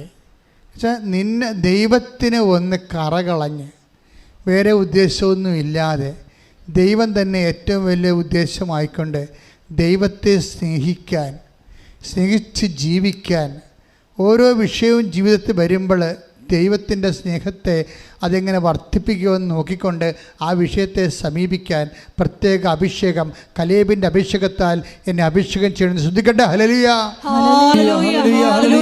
എൻ്റെ പ്രിയപ്പെട്ടവർ, ദൈവത്തിൻ്റെ സ്നേഹമാണ്, നിങ്ങളോടുള്ള അഡ്വാൻസ്ഡ് ലവ് ആണ് നിങ്ങളെ ഇവിടെ കൊണ്ടുവന്നിരിക്കുന്നത്. നിങ്ങൾ എന്താ തിരിച്ചറിയേണ്ടതെന്ന് അറിയണോ? നിങ്ങൾക്ക് വിഷയമുണ്ട്, പ്രശ്നങ്ങളുണ്ട്, പ്രാരാബ്ധമുണ്ട്, രോഗമുണ്ടെന്നല്ല. നിങ്ങൾ തിരിച്ചറിയണം ദൈവം നിങ്ങളെ സ്നേഹിക്കുന്നുവെന്നാണ്. കാര്യം ഇന്നുവരെ കണ്ടിരിക്കുന്ന കൃപാസനം മാതാവിലൂടെയാണ് ഈ കാലഘട്ടത്തിൽ ദൈവത്തിൻ്റെ ഏറ്റവും വലിയ സ്നേഹം ജനങ്ങളിലേക്ക് കൈമാറുന്നതെന്ന് ഉള്ള ധാരണ എനിക്കുള്ളത്. തെറ്റിദ്ധാരണയൊന്നുമല്ല. എൻ്റെ ധാരണയ്ക്ക് ആവശ്യമായ ഉപോത്ബലമായ അനുദിന സാക്ഷ്യങ്ങൾ കേട്ടാൽ മതി. ഇന്നലെ ഒരു സാക്ഷ്യം ഉണ്ടായി. ജോസിനി, ഞാൻ ഇട്ടിട്ടുണ്ടെന്ന് തോന്നുന്നു. അവിടെ ജോസിൻ്റെ സാക്ഷ്യം എന്താ? ജോസിൻ്റെ അമ്മ പറഞ്ഞ്, എടി നിന്നെക്കുറിച്ച് കൃപാസനം മാതാവിന് ഭയങ്കര സങ്കടം കേട്ടാന്ന് പറയും. പോതള്ളേന്ന് പറയും. വല്ല കാര്യമുണ്ട്? അവൾക്കുണ്ട കൃപാസനം മാതാവ്, കോഴിക്കോട് ചക്രാന്തി എന്ന് പറഞ്ഞ പോലെ അവൾക്ക് വല്ലതും അറിയാമോ? അപ്പം സ്വപ്നത്തേക്ക് ഈ അമ്മയോട് പറഞ്ഞ് എനിക്ക് അവളെക്കുറിച്ച് സങ്കടമുണ്ടെന്ന് പറഞ്ഞ്, അപ്പോൾ അവിടെ അമ്മ പൊട്ടി. അങ്ങനെ എടി നിന്നെക്കുറിച്ച് കൃപാസനം മാതാവിന് ഭയങ്കര സങ്കടമാണെന്ന്. ഇങ്ങനെ പോകുന്നുള്ളൂ, എന്നും വല്ല കാര്യമുണ്ട്? പക്ഷേ എന്താന്ന്, നീ പോയൊരു ഉടമ്പടി എടുക്കടി എന്ന് പറഞ്ഞ്. ആരോട് പറഞ്ഞ്? നിന്നെക്കുറിച്ച് കൃപാസനം മാതാവിന് ഭയങ്കര സങ്കടമാണ്, നീ പോയൊരു ഉടമ്പടി. ഉള്ള നല്ല പണിയായി. ഞാൻ ഈ കൊച്ചിനെ 3 കുഞ്ഞുങ്ങളെയും കൊണ്ട് എന്ത് ചെയ്യാനാണ് പറയണത്? അവൾ ചൂടായി. ഞാൻ ഈ 3 ശരി അവളെ ചെയ്യാണ്. 3 കുഞ്ഞുങ്ങൾ അവളെ ഉള്ളു, അവളെ കുറ്റം വലിയ കാര്യമില്ല. അവൾക്ക് 3 കുഞ്ഞുങ്ങളുണ്ട്. ചെറുട്ടെന്ന് അഴിയും പോലുള്ള 3 കുഞ്ഞുങ്ങളുണ്ട്. അതിനെ വളർത്തിക്കൊണ്ട് പോകുന്നത് ആകുമ്പോൾ അവർ അറിയാം. ഒരെണ്ണം എഴുന്നേറ്റ് വരുമ്പോൾ മറ്റേ ഉറങ്ങുമ്പോൾ മറ്റേ ചോറ് ചോദിക്കുമ്പോൾ ഇതിന് ഉറങ്ങണം. കളിയല്ലേ? ഈ 3 കൊണ്ട് വളർത്തിയെടുക്കുമ്പോൾ നിനക്ക് പ്രാന്തി പിടിക്കും നമ്മൾ. അപ്പോൾ അങ്ങനെ ജീവിക്കണ ജീവിതമാണ്. അപ്പോൾ പക്ഷേ അവരോട് പറഞ്ഞിങ്ങനെ ഉടമ്പെടുക്കാൻ പറയുക. അപ്പോൾ ഈ അമ്മയുടെ അമ്മ, നിങ്ങൾക്കറിയാമല്ലോ എൻ്റെ അവസ്ഥ, മാറി താമസിക്കുന്നവരാണേ. അപ്പോൾ ഞാൻ ഈ 3 കുഞ്ഞുങ്ങളെ കൊണ്ട് എങ്ങനെ ഉടമ്പെടുക്കാനാണ്? അപ്പോൾ ദൈവത്തിനുള്ള പ്രശ്നം അറിയോ? ദൈവം ഈ ഉടമ്പെടുക്കാനൊക്കെ പറയുമ്പോൾ നമുക്ക് കൈ ഒഴിയത്തില്ല, കാല് ഒഴിയത്തില്ല, തല ഒഴിയാത്ത സമയത്ത് ഉടമ്പെടുക്കാൻ പറയത്തുള്ളൂ. നിങ്ങൾ ഓർക്കുന്നുണ്ടാകും, നിങ്ങൾ സമാധാനകാലത്ത് ഉടമ്പെടുക്കാൻ പറയും, ഒരിക്കലും പറയത്തില്ല. നിങ്ങളെക്കൊണ്ട് ഒഴിവ് കഴിവ് പറയിപ്പിക്കാനാണ് ദൈവം കാത്തിരിക്കണത്. ഒഴിവ് കഴിവ് പറയിപ്പിച്ചിട്ട് ഇവനെ ഒഴിവാക്കണം. പറഞ്ഞാൽ മനസ്സിലായി? ഈ അടുപ്പം നിങ്ങൾ മനസ്സിലാക്കണം. ഒഴിവ് നിങ്ങളെക്കൊണ്ട് ഈ 3 കുഞ്ഞുങ്ങളുണ്ട്, 4 കുഞ്ഞുങ്ങളുണ്ട്, ഭർത്താവുണ്ട്, ആന കൂനെന്നൊക്കെ പറഞ്ഞിട്ട് ഒഴിവ് കഴിവ് നിങ്ങളെക്കൊണ്ട് നിങ്ങൾ ഏറ്റവും കൂടുതൽ ബിസി ആയിരിക്കുമ്പോഴും, നിങ്ങൾ ഏറ്റവും കൂടുതൽ തിരക്കായിരിക്കുമ്പോഴും ആണ് ദൈവം ഉടമ്പടി എടുക്കാൻ പറഞ്ഞതും നിങ്ങളെക്കൊണ്ട് നിർബന്ധിച്ചുകൊണ്ട് ആലപ്പുഴ ചെല്ലാമൊക്കെ പറയണത്. എന്താ കാര്യം എന്നറിയാമോ? നിങ്ങളെ ഒഴിവ് കഴിവ് കേട്ടിട്ട് ദൈവത്തിൻ്റെ ഫസ്റ്റ് റെഫറൻസിൽ നിങ്ങളെ വെട്ടിക്കളയണം. അതാണ് ഉദ്ദേശിക്കണം ഒഴിവ് കഴിവ്. ബൈബിളിൽ ഇപ്പോഴും തുടങ്ങിയല്ല, പണ്ട് പോലെ അസുഖം ദൈവത്തിൽ ഉള്ളതാണ്. കള്ളന്മാരെ ഒന്നും കൂടെ നിർത്തത്തില്ല, ഈ വയറ്റിപ്പഴുപ്പുകാരെ ഒന്നും നിർത്തത്തില്ല. ഇപ്പം നമ്മൾ വായിച്ച ഒരു സൂചനയാണല്ലോ, ശ്രുതിയുടെ മക്കളെ യേശുവേ സ്തോത്രം. ലൂക്കാ 14:18. ലൂക്കാ 14:18. എന്നാൽ അവരെല്ലാവരും ഒന്നുപോലെ ഒഴിവ് കഴിവ് പറയാൻ തുടങ്ങി. മനസ്സിലായില്ലേ? ഒഴിവ് കഴിവ് പറയുന്ന ആൾക്കാരാണ് വിളിക്കണത്. എന്തിനാണ്? അവൻ്റെ വായും തന്നെ ആ ഒഴിവ് കേട്ടിട്ട് പട്ടികയിൽ നിന്ന് വെട്ടിക്കളയാൻ വേണ്ടിയാണ്. നമുക്ക് ദൈവത്തിൻ്റെ നടക്കുന്ന ബുദ്ധി വേണം ആദ്യം. ആ 14:18 എന്താ പറഞ്ഞു? ഒന്ന് വായിച്ച്. അതിക്ക് മുമ്പുള്ള വചനം എന്താ? അതിക്ക് മുമ്പുള്ള വചനം എന്താ? സദ്യക്ക് സമയമായപ്പോൾ അവൻ ദാസനെ അയച്ച് പടിയായി. സദ്യക്ക് സമയമായ, ദൈവം അനുഗ്രഹിക്കാൻ സമയമായെന്നാണ് പറയണത്. ദൈവം അനുഗ്രഹിക്കാൻ സമയമാവണേ എപ്പോഴാണ്? അപ്പോൾ ദാസനെ അയച്ച് ക്ഷണിക്കപ്പെട്ടവരെ അറിയിച്ചു. വരുവിൻ എല്ലാം തയ്യാറായിരിക്കും. വന്ന് ഉടമ്പടി എടുത്തോളാൻ പറഞ്ഞിരിക്കണേ. നിന്നെ അനുഗ്രഹിക്കാൻ സമയമായി, വന്ന് ഉടമ്പടി എടുക്കാൻ പറയണേ. എന്നാൽ അവരെല്ലാവരും ഒന്നുപോലെ മുണ്ണകളാണ്. എന്നാൽ അവരെല്ലാവരും ഒന്നുപോലെ ഒഴികഴിവ് പറയാൻ തുടങ്ങി. ഒരു കാര്യം പറയണേ. എന്താ ഒഴികഴിവ്? ഒന്നാമൻ പറഞ്ഞു ഞാനൊരു വയൽ വാങ്ങി അത് പോയി കാണേണ്ടിയിരിക്കുന്നു. ദൈവത്തെക്കാൾ വലിയ വയല് പോരെ? ഞാനൊരു വയൽ വാങ്ങി അത് പോയി കാണണമെന്ന്. അപ്പം അതായത് നിങ്ങളുടെ റെഫറൻസ് ദൈവം നോക്കും. ദൈവത്തിനാണ് വില, വയലിനാണ് വില. ദൈവത്തിനാണ് വില, ലോകത്തിനാണ് വില. ഇത് ദൈവം നോക്കും. ഇതൊരു വൈബായിട്ട് വേണം എടുത്തോ. ഒരു പരീക്ഷണമാണിത്. അതായത് നീ ഏറ്റവും കൂടുതൽ ബിസി ആയിരിക്കുന്ന സമയത്താണ് ദൈവം സമയമായെന്ന് പറഞ്ഞ് നിന്നെ വിളിക്കണത്. നീ വെറുതെ നീ ഈശ്വരനെ അടിച്ചിരിക്കുന്ന സമയത്ത് വിളിക്കത്തില്ല നിന്നെ. അതാണ് വിഷയം. അത് നമ്മൾ മനസ്സിലാക്കാനുള്ള ജ്ഞാനവും ബോധമൊക്കെ ഉണ്ടാകണം. ഇപ്പം എന്താ അടുത്ത ആളെ ഉടായി പറയുന്നുണ്ട്. മറ്റൊരുവൻ പറഞ്ഞു ഞാൻ 5 ജോഡി കാളകളെ വാങ്ങി. ഓലക്ക പിണ്ണാക്ക്. അവനെന്താ ചെയ്തത്? അവൻ 5 ജോഡി കാളകളെ വാങ്ങിയെന്ന്. അവയെ പരീക്ഷിച്ചു നോക്കുവാൻ പോകുന്നു. ദൈവത്തെക്കാൾ വലിയ കാള പോരെ? ഇത് തന്നെയല്ലേ മനുഷ്യൻ്റെ അവസ്ഥ. ദൈവത്തെക്കാൾ വലിയ കാള. 5 ജോഡി കാളയെ വാങ്ങി അതിൻ്റെ അകത്ത് കലപ്പ വെച്ച് നോക്കണമെന്ന്. എടാ പന്നി, നിൻ്റെ കലപ്പ വെച്ച് നോക്കാൻ നിൻ്റെ കൈക്ക് വാദം വന്നാൽ നീ എന്ത് വെച്ച് നോക്കാൻ പറ്റത്തില്ല. ബുദ്ധിയില്ല മനുഷ്യനെ. അവൻ്റെ മനുഷ്യൻ്റെ കഴിവിൽ തന്നെ ആശ്രയിക്കുന്നവനാണ് ദൈവത്തെ മാറ്റി നിർത്തിക്കൊണ്ട് കലപ്പ വെച്ച് ഉണ്ടാക്കാൻ പറ്റുമോ എന്ന് നോക്കുകയാണ്. ഇതല്ലേ പരിപാടി. എൻ്റെ ജീവിതത്തിൽ ദൈവത്തെ മാറ്റി നിർത്തിക്കൊണ്ട് എൻ്റെ കഴിവ് കൊണ്ട് തന്നെ ഞാൻ ചെയ്യാൻ പറ്റും. അഹങ്കാരിയാണ് അവൻ. അടുത്ത വചനം വായിച്ചേ. മൂന്നാമതൊരുവൻ പറഞ്ഞു. അടുത്ത അവതാരം വരുന്നുണ്ട്. മൂന്നാമതൊരുവൻ വന്ന് പറഞ്ഞു, എൻ്റെ വിവാഹം കഴിഞ്ഞതേ ഉള്ളൂ. പണിയായി പെണ്ണുമ്പിള വന്നെന്ന്. എന്നാൽ പിന്നെ ഇനി ആരും വന്നിട്ട് കാര്യമില്ല. പിന്നെ ആരും വന്നിട്ടൊരു കാര്യമില്ല. പെണ്ണുമ്പിള്ള വന്നെന്ന്. എന്താണ് അതിന് ഞാൻ പോട്. മൂന്നാറിൽ പോയി മുറിയെടുത്ത് താമസിക്കാൻ പോയേ. ഇതാണ് അവൻ്റെ ഓരോ. അത് ഈ ഉടായ്പൊക്കെ പറഞ്ഞ ആരോടാണ്? ഇങ്ങോട്ട് ഉണ്ടാക്കി വിട്ടവനോടാണ് പറയണത്. ദൈവത്തോടാണ് പറയണത് ഓരോ പരിപാടികളുണ്ടെന്ന്.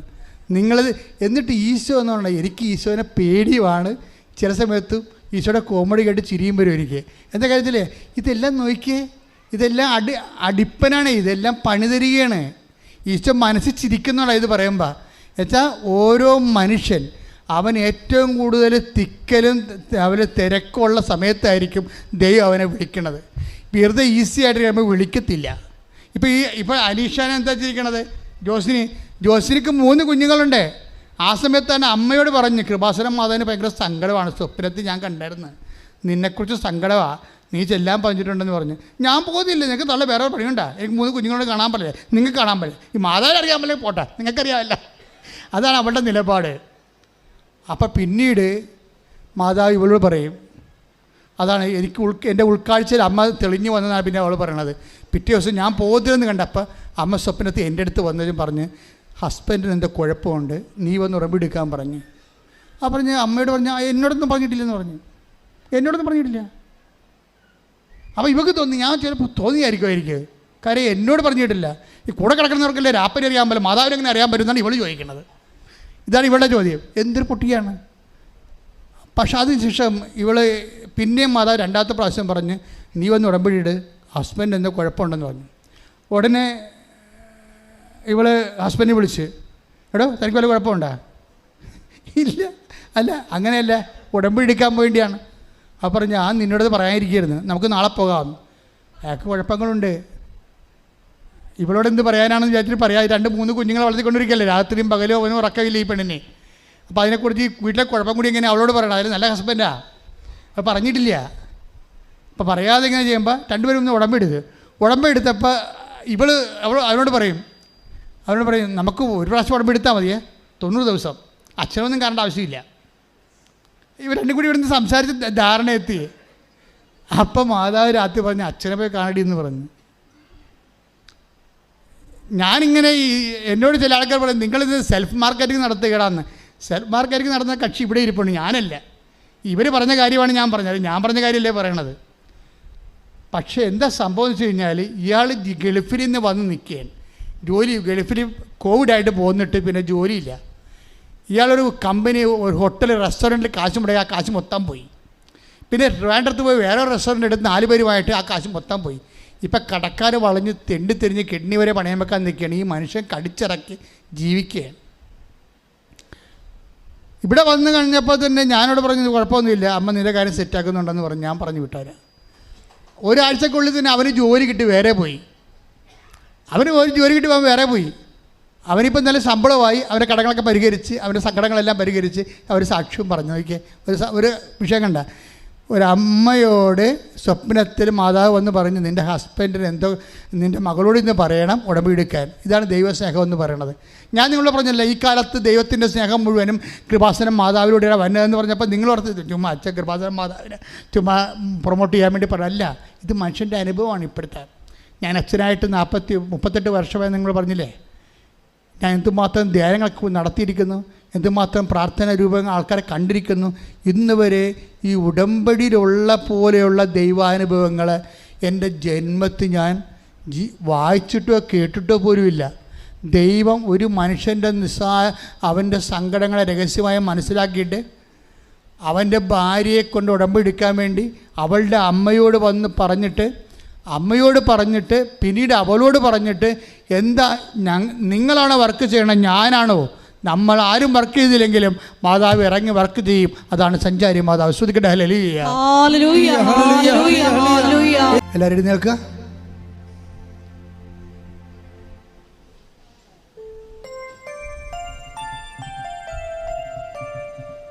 മക്കളെ, സന്തോഷത്തോടെ ഇരിക്കുക. ഈ ലോകത്ത് ദൈവസ്നേഹത്തിൻ്റെ ഏറ്റവും വലിയ തണലിലാണ് നിങ്ങൾ നിർത്തപ്പെട്ടിരിക്കുന്നത്, വിളിക്കപ്പെട്ടിരിക്കുന്നത്, ആകർഷിക്കപ്പെട്ടിരിക്കുന്നത്.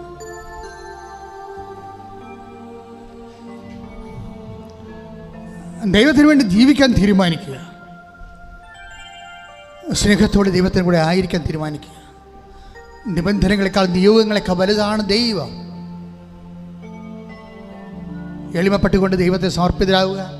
ദൈവം നിങ്ങളെ പ്രസാദിക്കട്ടെ. രോഗസൗഖ്യ പ്രാർത്ഥനയുടെ സമയമാണ്. നിങ്ങളെ വിശ്വാസ പ്രമാണം ചൊല്ലിക്കൊണ്ട്, അല്ലെങ്കിൽ യേശുവെ അതറിയാൻ പാടില്ലാത്തൊരു യേശുവെ സ്വസ്ത്രം, യേശുവെ നന്ദി എന്ന് പറഞ്ഞുകൊണ്ട് ശരീരത്തിൻ്റെ വ്യത്യസ്തങ്ങളായ ഭാഗങ്ങളിലേക്ക് കൈ ഇങ്ങനെ തൊട്ട് പോകണം. വേദന എല്ലായിടത്തും വേദന ചുമ്മാ യാന്ത്രികമായിട്ട് ചെയ്യരുത്, വിശ്വാസത്തിൽ ചെയ്യുക. കർത്താവ് നിങ്ങളെ സ്പർശിക്കുന്ന സമയമാണ്. നിങ്ങൾ കൈ ഉയർത്തുക. കർത്താവെ, കൈ ഉയർത്തപ്പെട്ട കൈകളിലേക്ക് നിന്റെ തിരുമുറിവാർന്ന് വലതുകരം വെക്കണമേ എന്ന് പ്രാർത്ഥിക്കുന്നു. കർത്താവെ, നിന്റെ തിരുരക്തത്താൽ മക്കളുടെ കൈകളെ സ്നാനം ചെയ്യണമെന്ന് പ്രാർത്ഥിക്കുന്നു. കാരണം കൈകളെല്ലാം എവിടെയെല്ലാം വെക്കുന്നു അവിടെയെല്ലാം ദൈവികമായ ശക്തി, രക്തസ്രാവ രോഗിയിലേക്ക് ഇറങ്ങിപ്പോയ ദൈവികമായ ശക്തി അവരിലേക്ക് ഇറങ്ങി വസിക്കണമെന്ന് പ്രാർത്ഥിക്കുന്നു. കർത്താവ്, നിന്റെ വിശുദ്ധ കുരിശിനെ കർത്താവെ ഞങ്ങൾ മഹത്വപ്പെടുത്തുന്നു. കർത്താവ്, നാമത്തെ കർത്താവെ ഞങ്ങൾ മഹത്വപ്പെടുത്തുന്നു. കർത്താവ്, ഈ കൈകൾ വെച്ചുകൊണ്ട് പ്രാർത്ഥിക്കട്ടെ. ഓരോ ഇടങ്ങളിൽ വെക്കട്ടെ, ഓരോ ഇടങ്ങളിൽ വെച്ചുകൊണ്ട് സ്തുതിക്കട്ടെ, ഓരോ ഇടങ്ങളിൽ വെച്ചുകൊണ്ട് സ്തുതിക്കട്ടെ. കർത്താവിൻ്റെ നാമത്തിൽ പ്രാർത്ഥിക്കുന്നു. കർത്താവിൻ്റെ വിശുദ്ധ പൗരോഹിത്യത്തെ മഹത്വപ്പെടുത്തണമേ. കർത്താവിൻ്റെ സഭയിലുള്ള സാന്നിധ്യം പ്രകടമാക്കണമേ. എൻ്റെ കർത്താവിൻ്റെ ഉന്നതമായ നാമത്തെ പ്രാർത്ഥിക്കുന്ന, കുറിച്ചപ്പെട്ടവരുടെ നാമത്തിൽ പ്രാർത്ഥിക്കുന്ന, തിരുവിലാലും മുറിവേറ്റവരുടെ നാമത്തിൽ പ്രാർത്ഥിക്കുന്ന, മുൾക്കിടം ചൂടിയവരുടെ നാമത്തിൽ പ്രാർത്ഥിക്കുന്ന കർത്താവെ, അങ്ങനെ മുതുകിലാണല്ലോ കർത്താവ് ശത്രുക്കളെ കർത്താവ് ഉഴുതി മറിച്ചത്. മുതുകിൽ ഉഴുതി മറിച്ചവൻ്റെ നാമത്തിൽ പ്രാർത്ഥിക്കുന്ന, യേശുക്രിസ്തു നാമത്തിൽ പ്രാർത്ഥിക്കുന്ന, ഉദ്ധാരിച്ചതിൻ്റെ നാമത്തിൽ പ്രാർത്ഥിക്കുന്ന, മാരക രോഗങ്ങൾ, തീരാവേദികൾ, ഉച്ച മുതൽ ഉള്ളം കലവരെ ആന്തരിക അവയവങ്ങളുടെ രോഗങ്ങൾ, ത്വക്ക് രോഗങ്ങൾ, ആന്തരിക അവയവങ്ങളുടെ രോഗങ്ങൾ യേശു ക്രിസ്തുവിന്റെ ഉന്നതമായ നാമത്തിൽ മാറിപ്പോകട്ടെ. ശ്രുതിക്കട്ടെ.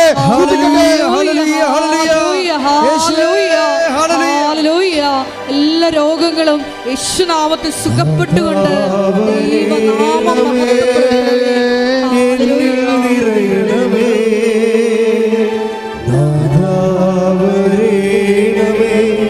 സൗഖ്യം നൽകണമേ, നാഥാവരേണമേ,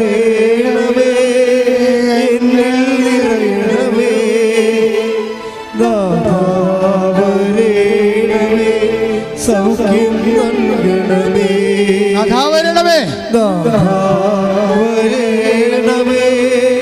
എന്നിൽ നിറയണമേ,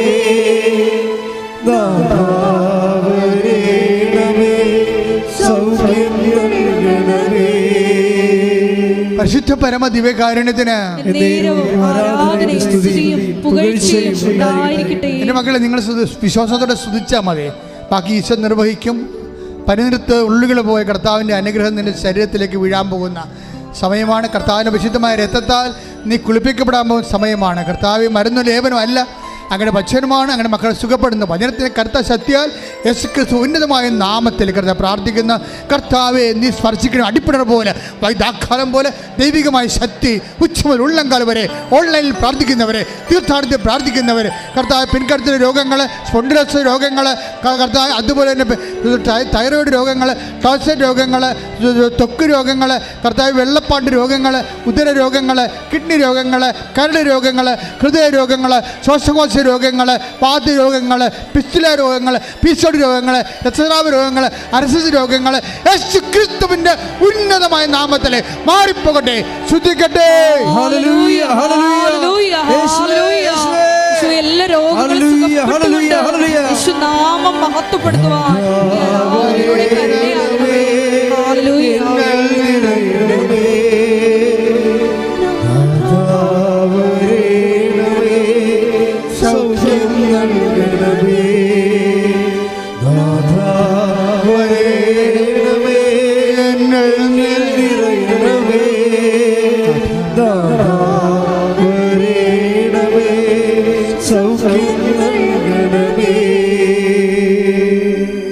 എൻ്റെ മക്കളെ, ഇന്നലെ രാത്രിയൊക്കെ ഞാൻ വളരെ വല്ലാതെ ഇങ്ങനെ വ്യസനിക്കായിരുന്നു.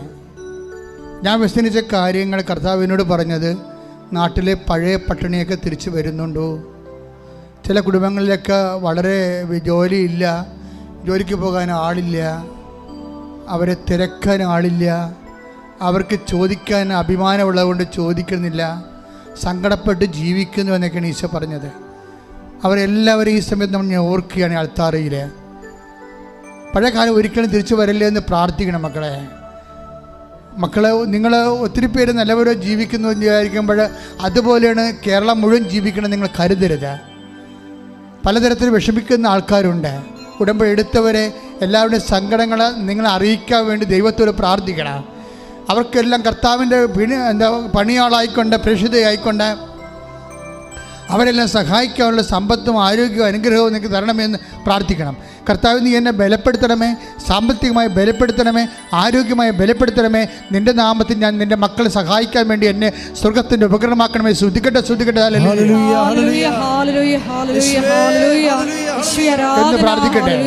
ബലപ്പെടുത്താൻ വേണ്ടി പ്രാർത്ഥിക്കട്ടെ. മറ്റുള്ളവരെ സഹായിക്കാൻ വേണ്ടി, പ്രേക്ഷിത ശക്തിക്ക് വേണ്ടി പ്രാർത്ഥിക്കട്ടെ. സമ്പത്തിന് വേണ്ടി പ്രാർത്ഥിക്കട്ടെ. മറ്റുള്ളവർക്ക് പങ്കുവെച്ചു കൊടുക്കാൻ വേണ്ടി, അവരെ കൂടെ അവരുടെ കാര്യങ്ങൾ അന്വേഷിക്കാൻ വേണ്ടി, പ്രേക്ഷിത ഗുണങ്ങൾക്ക് വേണ്ടി പ്രാർത്ഥിക്കട്ടെ. കർത്താവിൻ്റെ ശക്തി, സ്വർഗത്തിൻ്റെ ശക്തി, ഉയർപ്പിൻ്റെ ശക്തി, ഉദ്ധാനത്തിൻ്റെ ശക്തി, കർത്താവിൻ്റെ കൃപ നിങ്ങളിലേക്ക് ഒഴുകട്ടെ.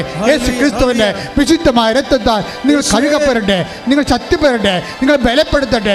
മാരക രോഗങ്ങൾ, തീരാവേദികൾ, PCOD രോഗങ്ങൾ, എപ്പിലെപ്സി രോഗങ്ങൾ, PCOD രോഗങ്ങൾ, എല്ലാ തരത്തിലുള്ള രോഗങ്ങളും യേശുവിൻ്റെ നാമത്തിലെ മാറിപ്പോകട്ടെ.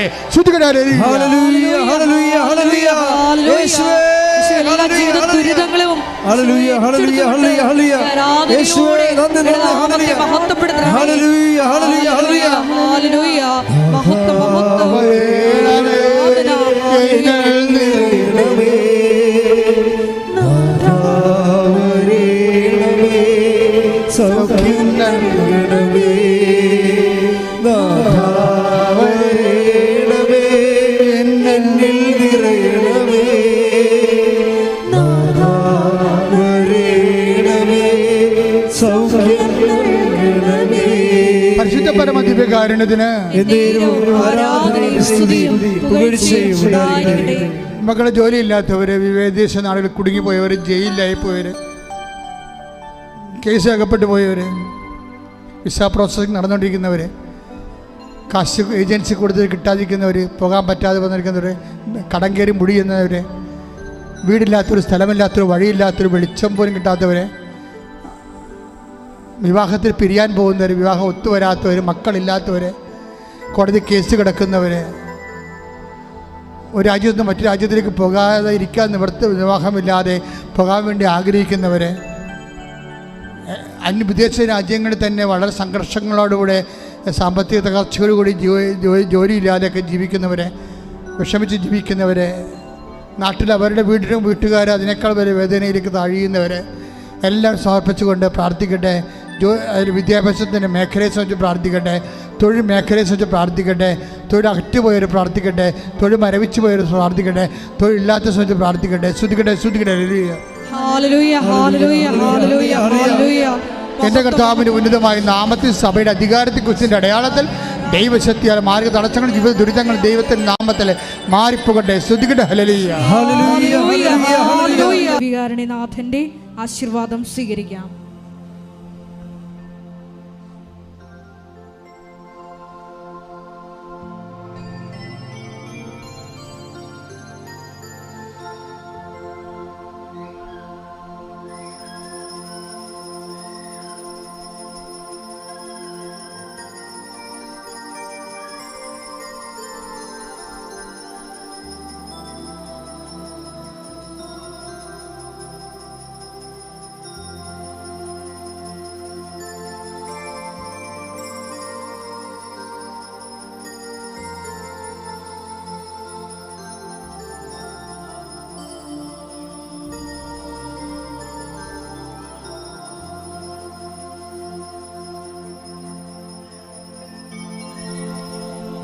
പരിശുദ്ധ പരമമാ ദിവ്യകാരുണ്യമേ, എന്നും അങ്ങേക്കാരാധന. പരിശുദ്ധ പരമമാ ദിവ്യകാരുണ്യമേ, എന്നും അങ്ങേക്കാരാധന. പരിശുദ്ധ പരമമാ ദിവ്യ